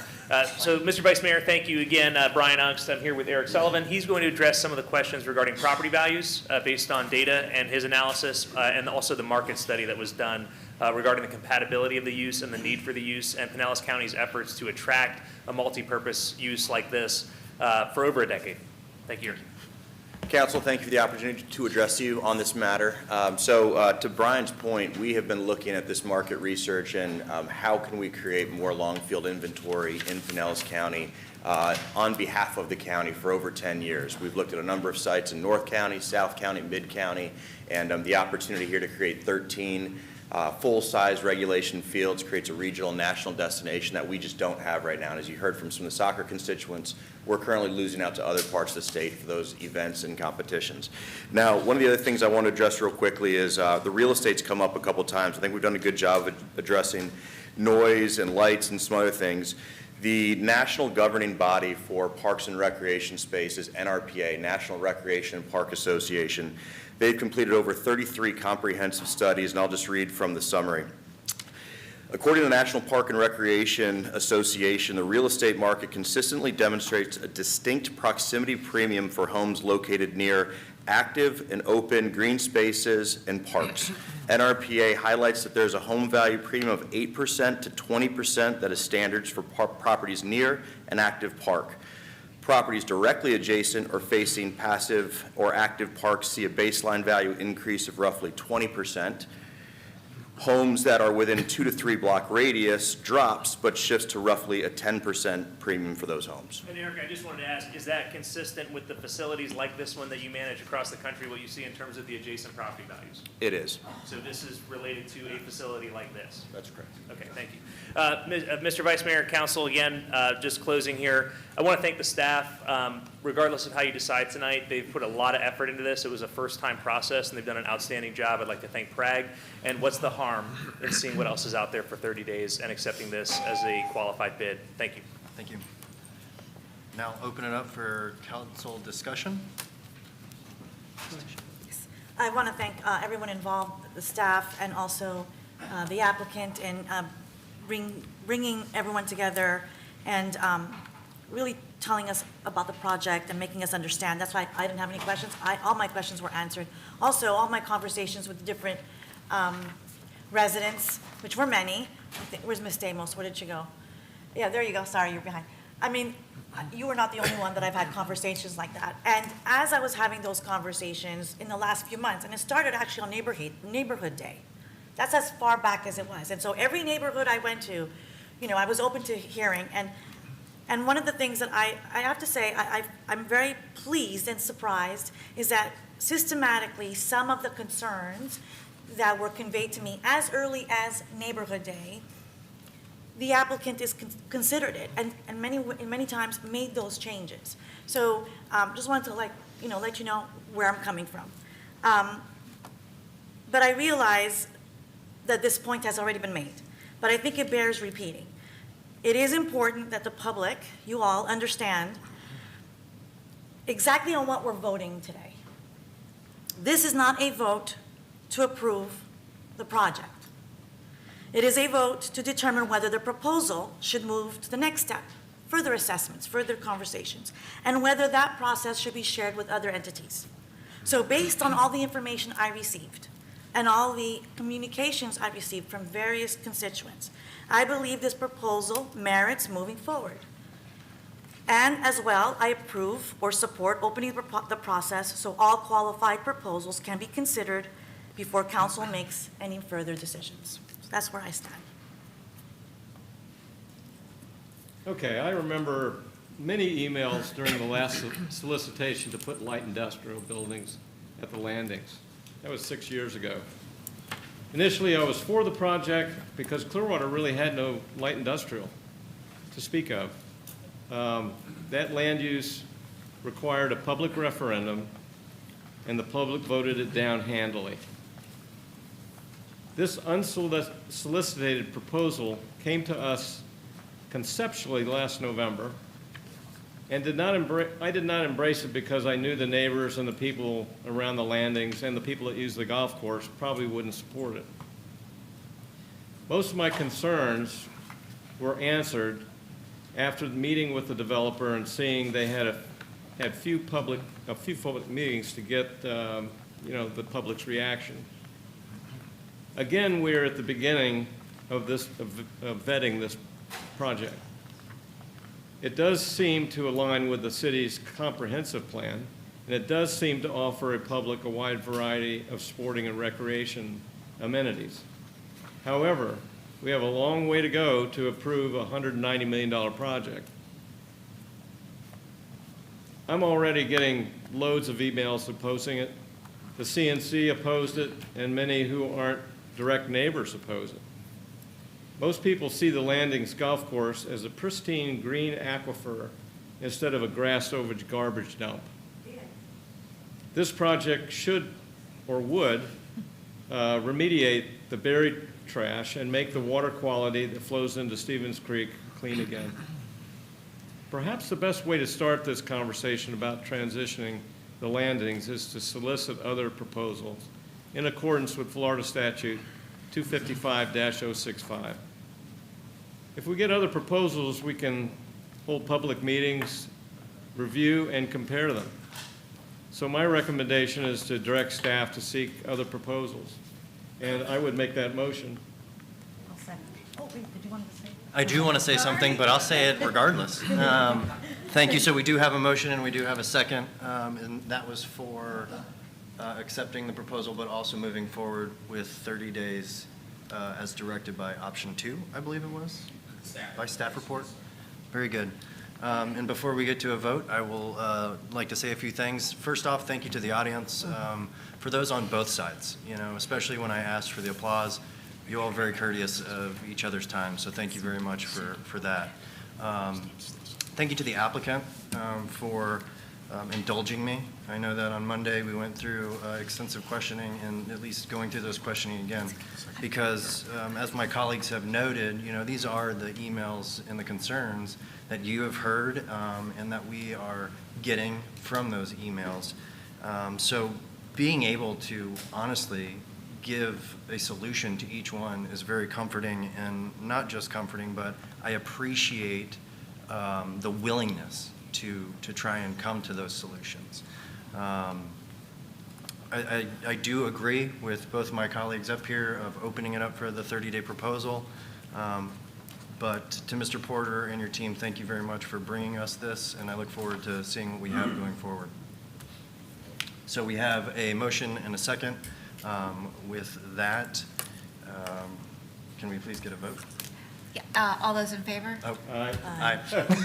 That was my job. Those opposed? Any opposed?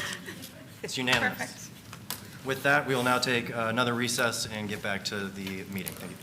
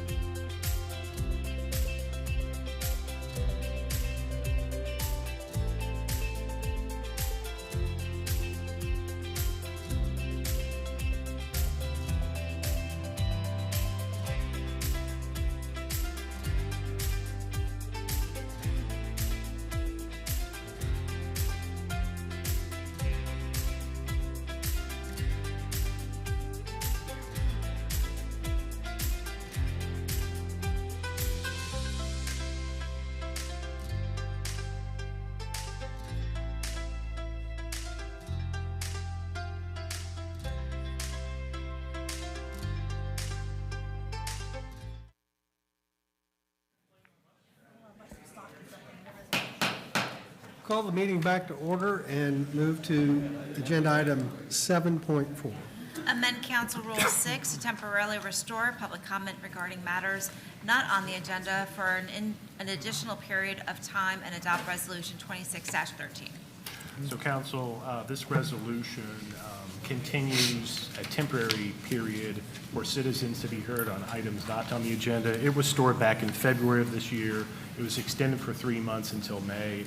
It was extended for another 3 months until August. It expires tomorrow. So this resolution will continue with a temporary period for citizens to be heard on items not on the agenda. The proposed sunset date is November the 20th this year.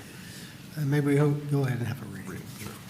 Resolution number 26-13, a resolution of the City of Clearwater, Florida, amending council rules providing an effective date. Does anyone here from the public tonight desire to be heard on this agenda? Hearing seeing none, any council discussion?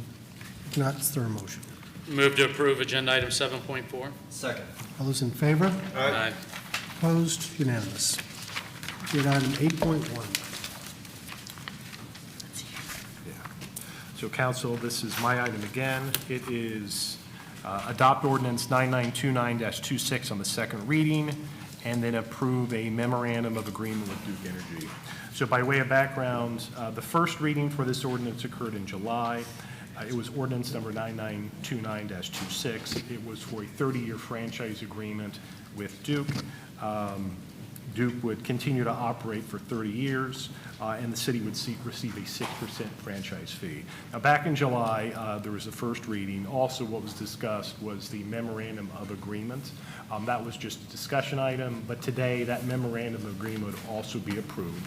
I'm not going to go over the entire agreement. We went over it 3 weeks ago, but in Section 3 of that agreement, there's a combination of investments and benefits to the city of about $2 million. Maybe we go ahead and have a reading on this one as well. Ordinance number 9929-26, an ordinance granting to Duke Energy Florida LLC doing business as Duke Energy non-exclusive electric utility franchise to occupy municipal streets and right-of-ways in the city of Clearwater, Florida for the purpose of providing electric and power services, prescribing the terms and conditions accompanying the grant of franchise, providing for severability of provisions, and providing an effective date. Does anyone here from the public tonight desire to speak to this agenda item? Yes, Jason Scott. Am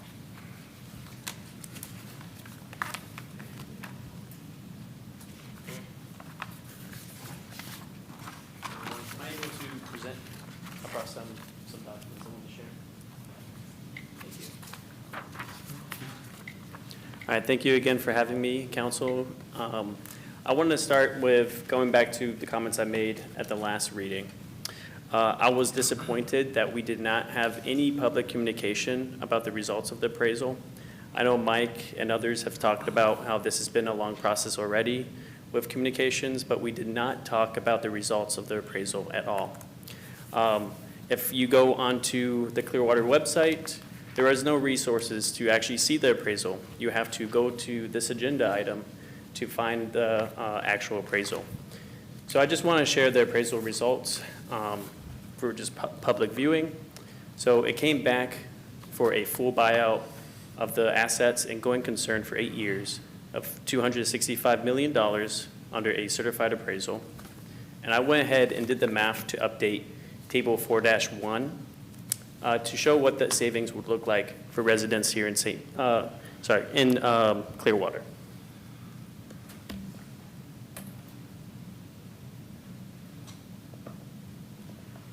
Might be hard to read from there, but essentially redoing the revenue bond, I set it to 6.5% for the interest, assuming that the actual legal costs and fees would be rolled into the revenue bond. So over 30 years, we would have significant savings, but in the very first year, we would have roughly over 13% in savings, up to 15%, and $30 million in savings for residents in the very first year. So I'm very concerned and confused why we're moving forward with benefits to the city of only $2 million when residents across the city of Clearwater could have savings up to $30 million. Now, I know that the legal costs could go above the suggested $10 or $12 million, but even then, you would still have wiggle room for savings for residents across the city. And I want to also note, this $2 million package is largely due to naming rights downtown, whereas these savings on the electric bills would be for all residents. So I want to urge you to work on public communication on this subject. I know you guys are going to vote yes on this. And I was also concerned that you guys did not remove Section 4C, giving Duke Energy injunctive relief. So I really wish that would have changed and there was more public communication, but thank you for having us. Thank you. Anyone else from the public? Shane Meeker.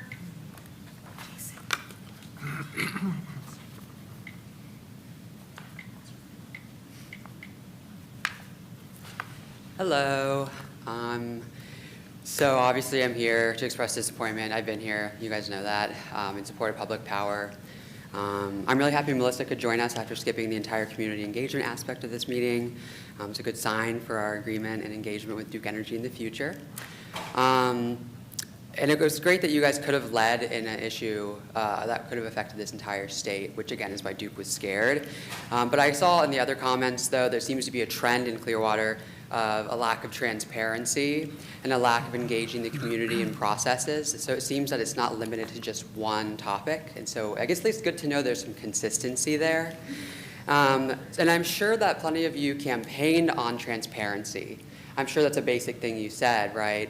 I'm sure that you campaigned on being a man of the people, not like other politicians, right?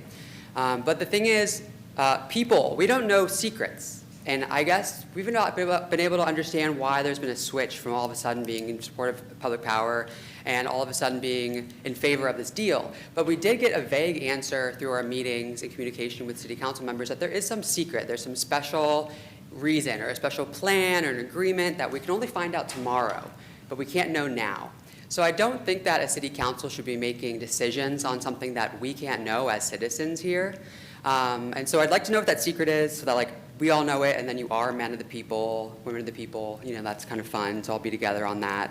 And so I'm also asking you to wait until after the election, especially if there's some secrets and transparency that needs to be cleared up. Let the people decide based on this, on what all the answers are. I mean, maybe it's all wrong on my end, that's cool, that's fine, I hope it's that. But let the people decide. The election's coming up. That's democracy. Honor democracy. Don't lock in citizens of Clearwater to 30 years of some of the highest rates for energy in the state of Florida. It is basically a 30-year deal with the devil that we will not be able to get out of, even if you believe we will. Duke is not stupid. So yeah, just don't lock us in to the 30 years. Wait until after the election. Nothing will happen if you wait on signing another contract. It will continue to renew month by month. So if there's any misunderstanding on that, that's just what the case is. But I hope that you guys can defy my expectations today and stand up for the people of Clearwater, not Duke, and figure out whatever these secrets are for the people to know. Thank you. Silas Ochoa.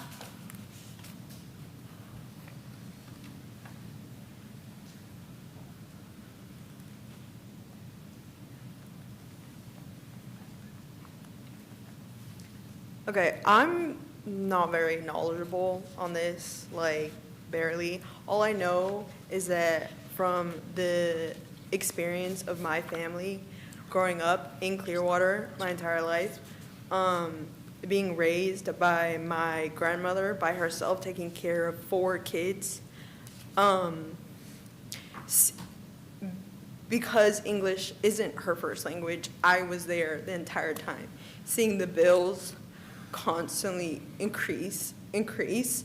I didn't even really know how crazy it was until she's kept like the Duke Energy bills since like, I don't know, like at least 2010. She has so many records, and like going back and seeing a family of 5, well, at that time was 6, but a family of 6 going from bills that were like 135 to now, like in the summer, the bills will be like 450, which is an insane increase. And like my grandma's been providing for us our entire life, and she's like been killing her health and her body and her mental state. And I just feel like it would just be so much better to have more as a people, to have more input in how our city is run. I wish I wasn't trying not to cry. Having more power in the hands of the people, that's what this is supposed to be about, but it's not. And I just wish y'all weren't killing people or breaking them down just to get more profit. That's all I gotta say. Any other speakers? Lisa Lanza.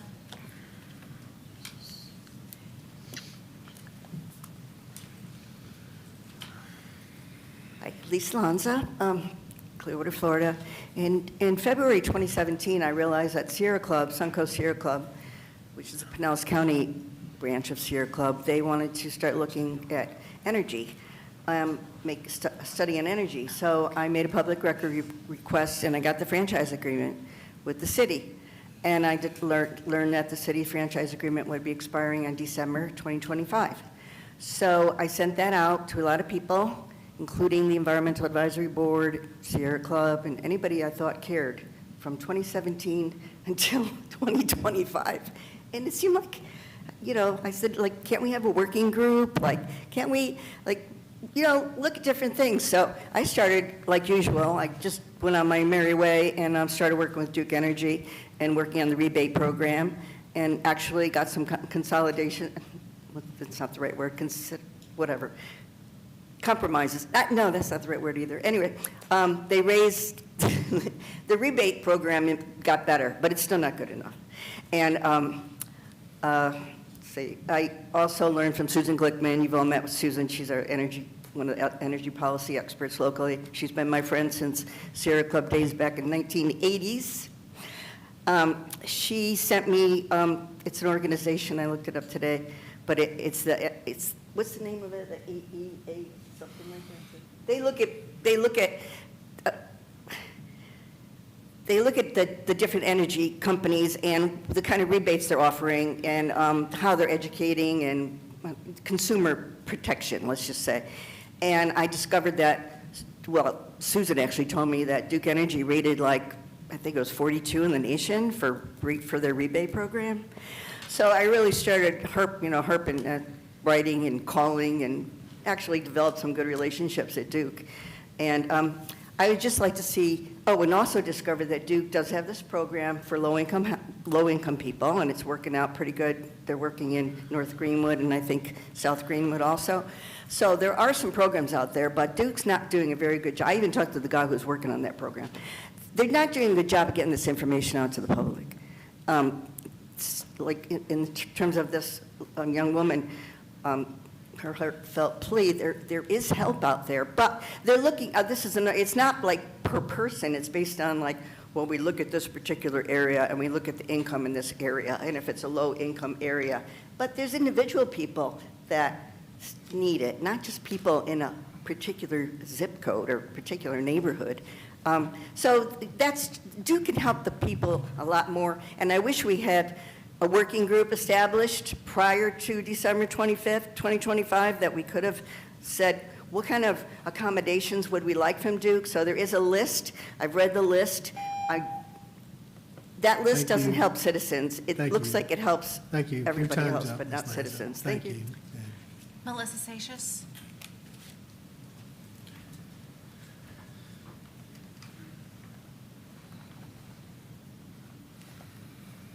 Good evening, Mayor, council members, staff. Melissa Seixas, State President of Duke Energy Florida. I just wanted to come up and thank you again for the opportunity to work with each one of you, with your amazing staff, so to work toward an opportunity to bring benefits to the citizens of Clearwater, our customers, and how we can work together in the future. So on behalf of all of my employees who call Clearwater home, or who work here, we just wanted to say thank you and express our gratitude for working with you over the last several months. Thank you. Any other speakers? Okay, with that, do we have any council discussion? I would just like to make one comment. There are no secrets here. This is. I don't have a card. I'm sorry, Mayor. Did you submit a card? What was the name? Oh, you had submitted it on, I thought under, hold on.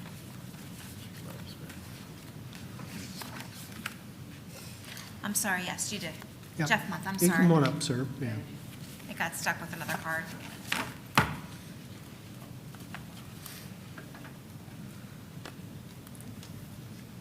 Hello all. I want to start by thanking the council members, vice mayor, and the mayor. Thank you for hearing us about the Duke franchise agreement tonight. First, I want to start out by saying 30 years ago when the previous franchise agreement started, I wasn't even in school. I was just about to start kindergarten. And 30 years from now, hopefully I'll be retired, but you can't be certain about that. What you can be certain about is that with this agreement, Duke gets paid. I know there was a lot of concern in the last meeting about uncertainty. What happens if a hurricane hits during the transition? What if costs run up? Those uncertainties are going to be there either way. What did happen, though, is when Milton hit, when Helene hit, Duke raised rates. Meanwhile, municipal power, cheaper, more reliable, and more responsive when a hurricane hit. You want to talk about uncertainty? How about when Duke violated the previous franchise agreement numerous times? How can you be certain that they won't violate this next agreement? At the very least, we can lower this term to 15 years. Newport Richey just did this. So you've got this uncertainty around the Duke, about Duke's actions, what they'll actually do once this agreement is signed. And what do we get back? $2 million over 30 years? The Clearwater citizens are going to save way more than that. And what do they do with those savings? They spend it in our communities. And that community spend drives Clearwater's economy. So, all that said, and you're still going to go with Duke, I feel like you all are more certain of keeping an energy company monopoly in Clearwater than investing in the community. Thank you for your time. Thank you. Any other speakers? Well, I was getting ready to say, there are no secrets here. I don't know in the 2 years that this current council's been together, I don't know if there's ever been an issue as publicly debated as this one was. And we heard from a lot of folks who supported us staying with Duke, and we heard a lot from, we did hear from Clearwater citizens who were in favor of us taking it over. But there's been vigorous debate on it. But it's not, it was never, and our consultants, which we hired, never described this as a dunk, easy. If it was easy or inexpensive, somebody would have done it in the past 20 years, and one has, no other municipality. So there's a lot that goes into it, and we did have to consider many different factors, and we landed where we landed, and we talked about that in our last meeting. But I just want to correct the record, and if anybody here tonight thinks there are secrets, there are no secrets here. This is what we felt like is the best solution for our citizens of Clearwater, and our taxpayers who would be funding the bill to make the transition happen. So with that, if there's no further discussion, all those in favor? We don't have a motion. Oh, excuse me, motion. Is there a motion? Yes. Motion to approve agenda item 8.1. Second. All those in favor? Aye. Opposed? Unanimous. Okay. With that, we will move to agenda item 9, that's citizens be heard on topics that are not on tonight's agenda.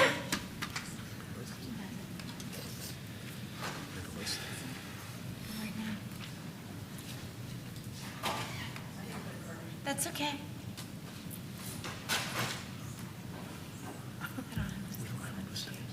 Mr. Okay. She's got a car, you don't need to see the car. I have a car, she's coming, yeah. I think Go that ahead, was the Mr. first Johnson. one to sign up. It's okay, go ahead. It's coming. Thank you.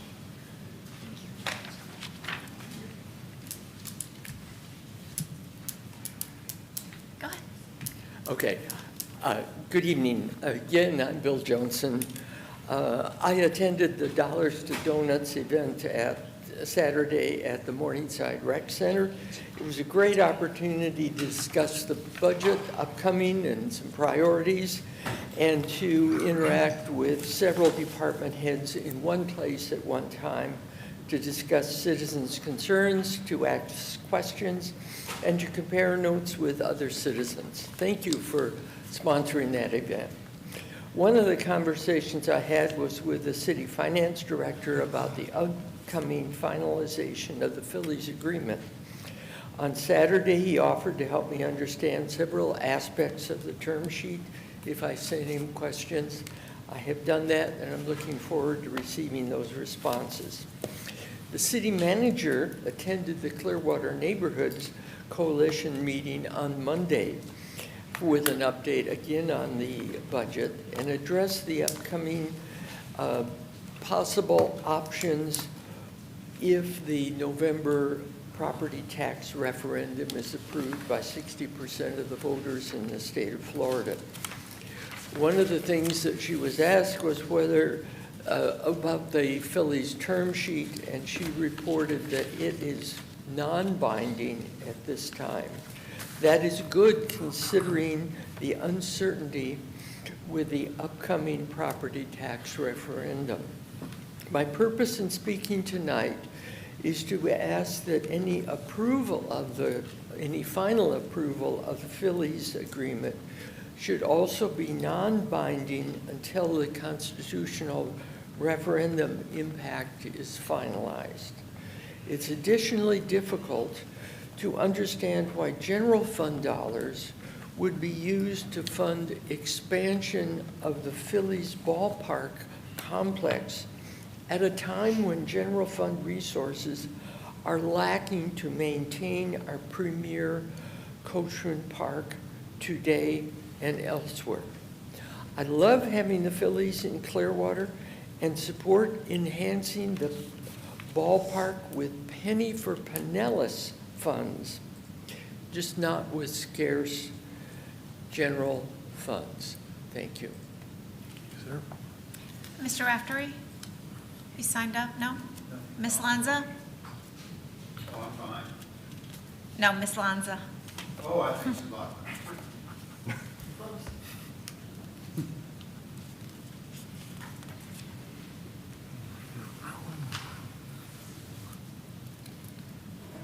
Lisa Alonso. Well, I figured I haven't been here in a long time, so I might as well take advantage of the situation. I was thinking, what do I want to talk about? Well, one thing I want to talk about is a new service the PSTA is offering. It's called the PSTA Snapper. I'm reading. It's an on-demand microtransit service by the Pinellas Suncoast Transit Authority, operating in designated zones across Clearwater and Safety Harbor. It connects local neighborhoods to major transit hubs like the Park Street Terminal and Countryside Mall. It's available Monday through Saturday from 7 a.m. to 6 p.m. Travel is available point to point. That's what makes it so amazing.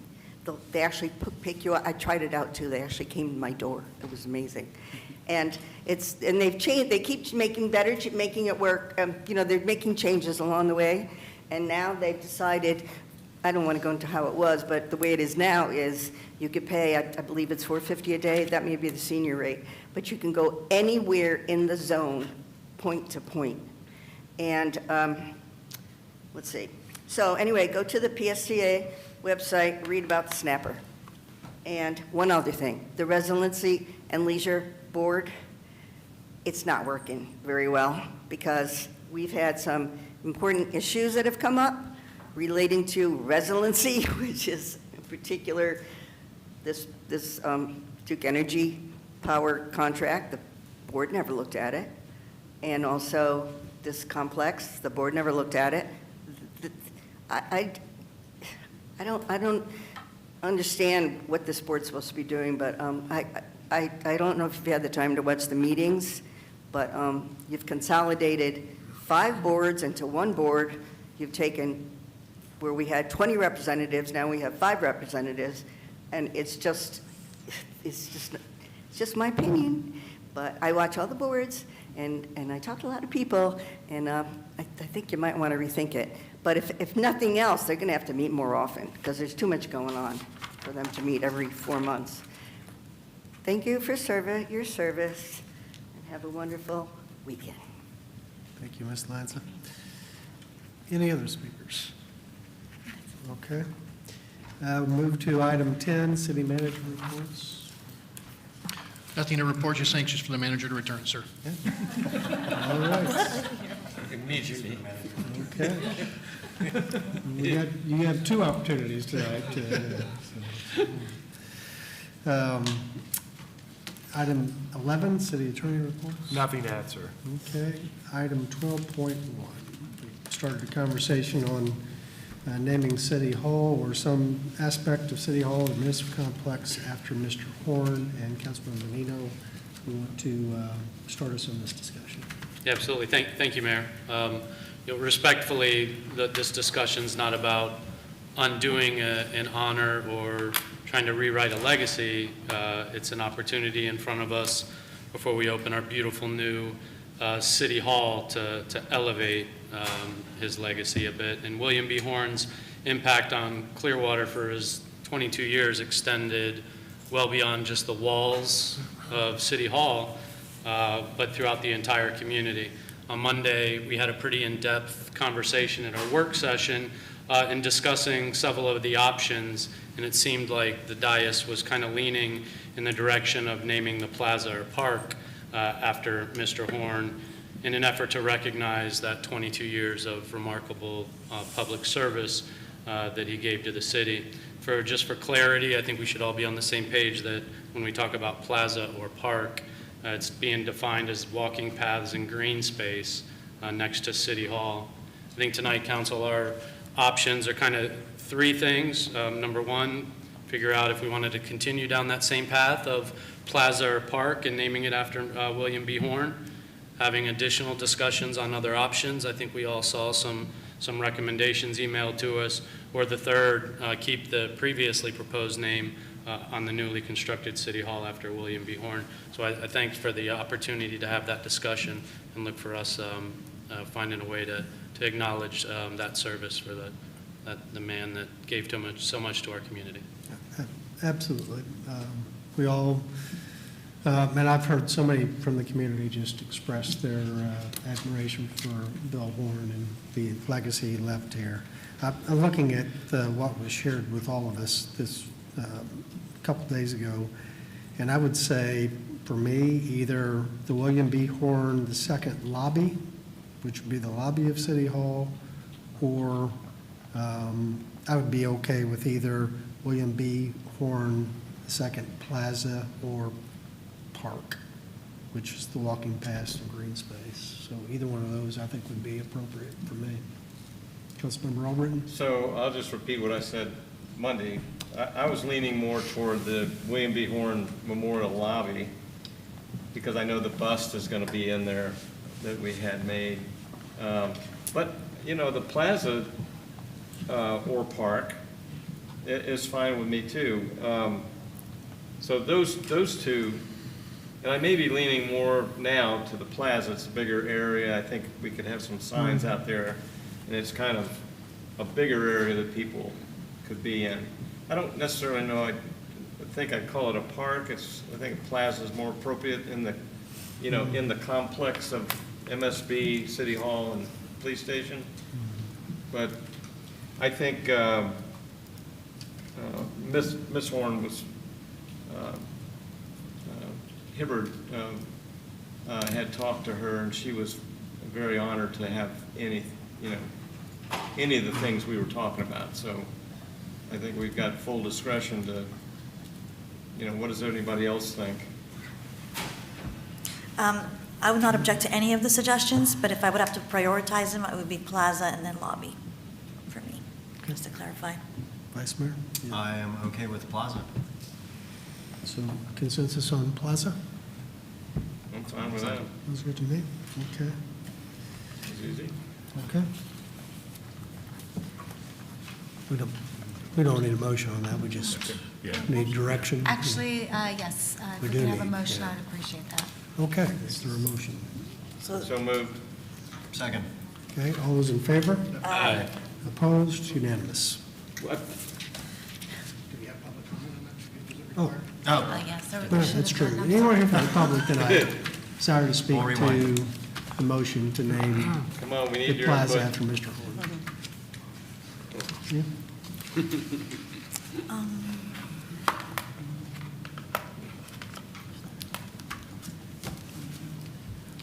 Bill Johnson again.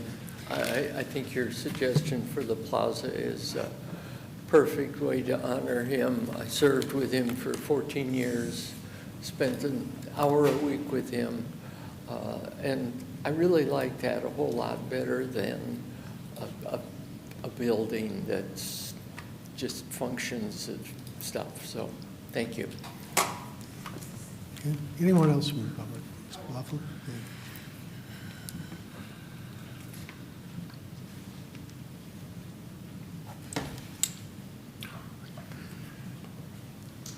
Kevin R.T. Laughlin. More than 10 long years ago, I was pushed by a dear friend, the late Ashley Pimley, former member of the Environmental Board, to get active, to join a board. I talked to Mayor Credos and to Mr. Horn, and because I own some properties around Clearwater Largo Road and even up in Pasco, I won't tell you how much money I lost in 2008. They put me on the brand-new Code Abatement Board. I think that's the right name. Gosh, it's been 11 years. We didn't meet. We couldn't get enough people to have a quorum. We finally had enough to get a quorum, and they said now we can actually charge some cases, some code violations. It was mostly pointed at our gateways and a lot of the seedier hotels and things. But we couldn't have a third meeting. Now 3/4 of a year has gone by. We couldn't have a third meeting. And all through this, anytime I would see, and usually Mayor Credos and Bill could be found together, I would corner them and say, 30 years in the marine industry. And because all that time, there was an open seat on the Marine Advisory Board. And that's what I've really done all my life. I'm now on it for 10 years. I'm the chairman. And I thank them for it because they finally broke down. They finally saw the light. They hated to lose a member of that first board because they were just getting their feet under them. But 10 years later, I couldn't be in a happier position. I love what we do. I'm anxious to see our new marina open. You had the step 1 to step 2, you had a little ribbon cutting. You did not invite the Marine Advisory Board. I will tell you that all of us up there would like to be at the ribbon cutting when we do open that marina because we're very proud of the work we put in. Why Mike Groman and I are still on the board, we would not leave after 2 terms because we've put so much work and advice into that marina that we want to see it open. So I love what you're doing. I think this is a wonderful thing. He deserves any honor you give him. Thank you. Anyone else? Okay, now, all those in favor? Aye. Opposed? Unanimous. Mayor, can I use this agenda item to have 2 requests, to make 2 formal requests? Would that be a good spot to do it? So that I can get some feedback instead of the closing Sure. comments? Yeah, that's good. So the first request is, I would like to place on the next agenda a conversation about the county RFN and our buildings and the county's buildings. I believe a brief review would help clarify some of the misunderstandings that have been going on, and that way we're all working on the same page. So if we could place that on the next agenda. And then the next thing is. The next work session agenda. Yeah, yeah. If Well- you don't mind. Well, we don't have a work session, it'll be at the Whichever council meeting, that's yep. fine. The second is I'd like to make a request of my fellow council members. Due to unavoidable family commitment, I will not be able to attend the September 14th work session. This is the first time I've ever made this request, and I don't do so lightly. I realize that this will require adjustments from all of you. But I'm asking that if there are any agenda items that are anticipated to involve any significant discussions, public comments, or significant public engagement, I respectfully ask that those items be postponed to a future work session, and I would sincerely appreciate your consideration. So that's also a community redevelopment agency meeting. And I too, I've been invited to the White House that afternoon with a small group of mayors from across the country. So I plan to not be here that day as well. So if the CRA meets, I would hope that it doesn't have any significant agenda items that we would all five want to weigh in on if the CRA is going to meet that day.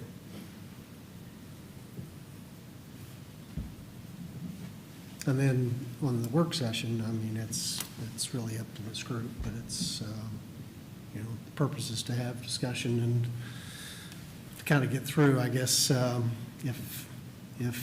get through some questions. I guess you could be going through things twice if we had things we had questions about that we wanted to pull from the agenda for the council meeting. So you could be asking for a presentation twice for some things. So.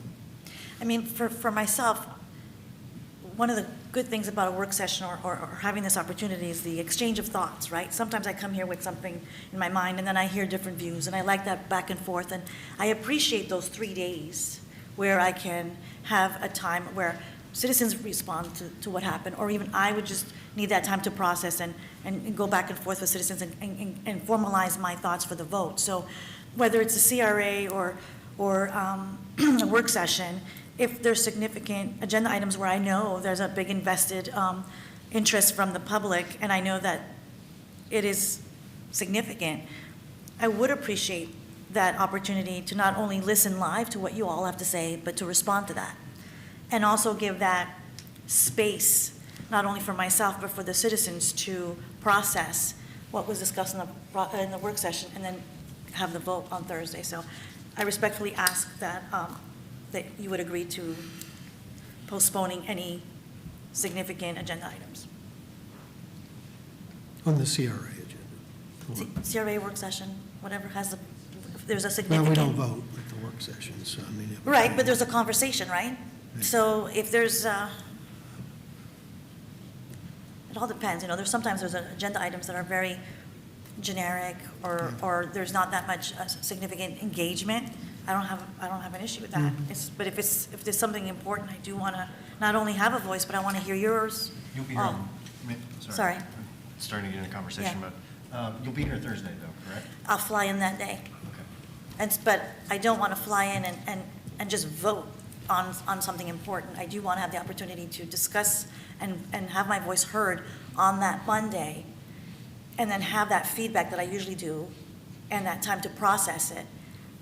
And if there's anything significant on the agenda, I think that the public would also appreciate that window of processing, instead of just show up on Thursday and vote on something that the public may be perceiving it as very significant. I'm not talking about, adding this to a contract or piggybacking this contract, and that it's just anything that I would think is important enough that not only do I want to be heard, but I want to hear you all and have that 3 days to process. I just don't want to fly in on Thursday and just place a vote on something important. Okay, other thoughts, Councilman Menino? Yeah, no, thank you. We were just locked in a hallway like we were misbehaved middle schoolers, so I get what you're saying about missing something. I think your point's been made. You're county RFN discussion will be added to the next agenda item, and you requested having a further discussion about both of you not being able to attend the September 14th meeting. I think we do as normal precedent, add this as new business, put it on the agenda. Let's have discussions with staff as we move forward over the next couple of weeks and find what our options are and make a decision by then. I don't necessarily think we need to sit here and make a decision tonight. So, that's fine. Regarding the CRA meeting on the 14th, though, we can put that on the agenda at the special CRA meeting that you have for the closed executive session. It needs to open at a public meeting. That can be the first item on the meeting before you close, or before you go to the closed meeting. Perfect. Okay. Thank you. Okay. Anything else on that? Okay. Other council member reports?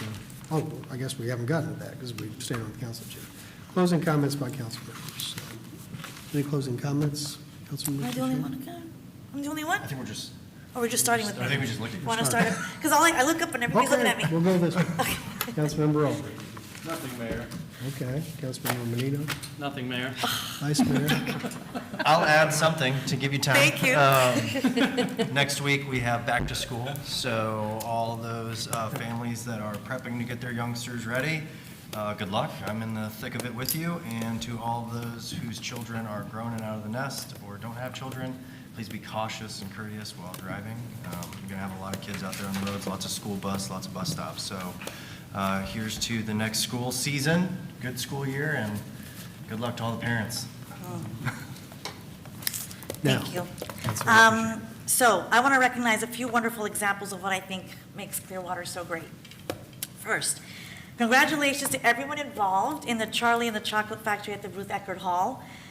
It was such a magical evening. It was wonderful, wonderful production. Everyone did a great job.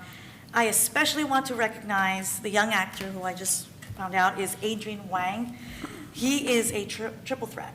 I mean, he can sing, he can dance, he can act, so charismatic. We will not see the end of this guy. I think he's going to make it all the way. I have such a wonderful, talented child. I kept thinking, I wonder what his parents feel like, just watching that. I mean, it was awesome. So congratulations to him and the whole entire cast. Again, that's what makes the arts so important. Sometimes we forget, but I left there very positive. Also, speaking of bringing people together, we also had terrific opportunities for community engagement. The first one was the North Ward Open House.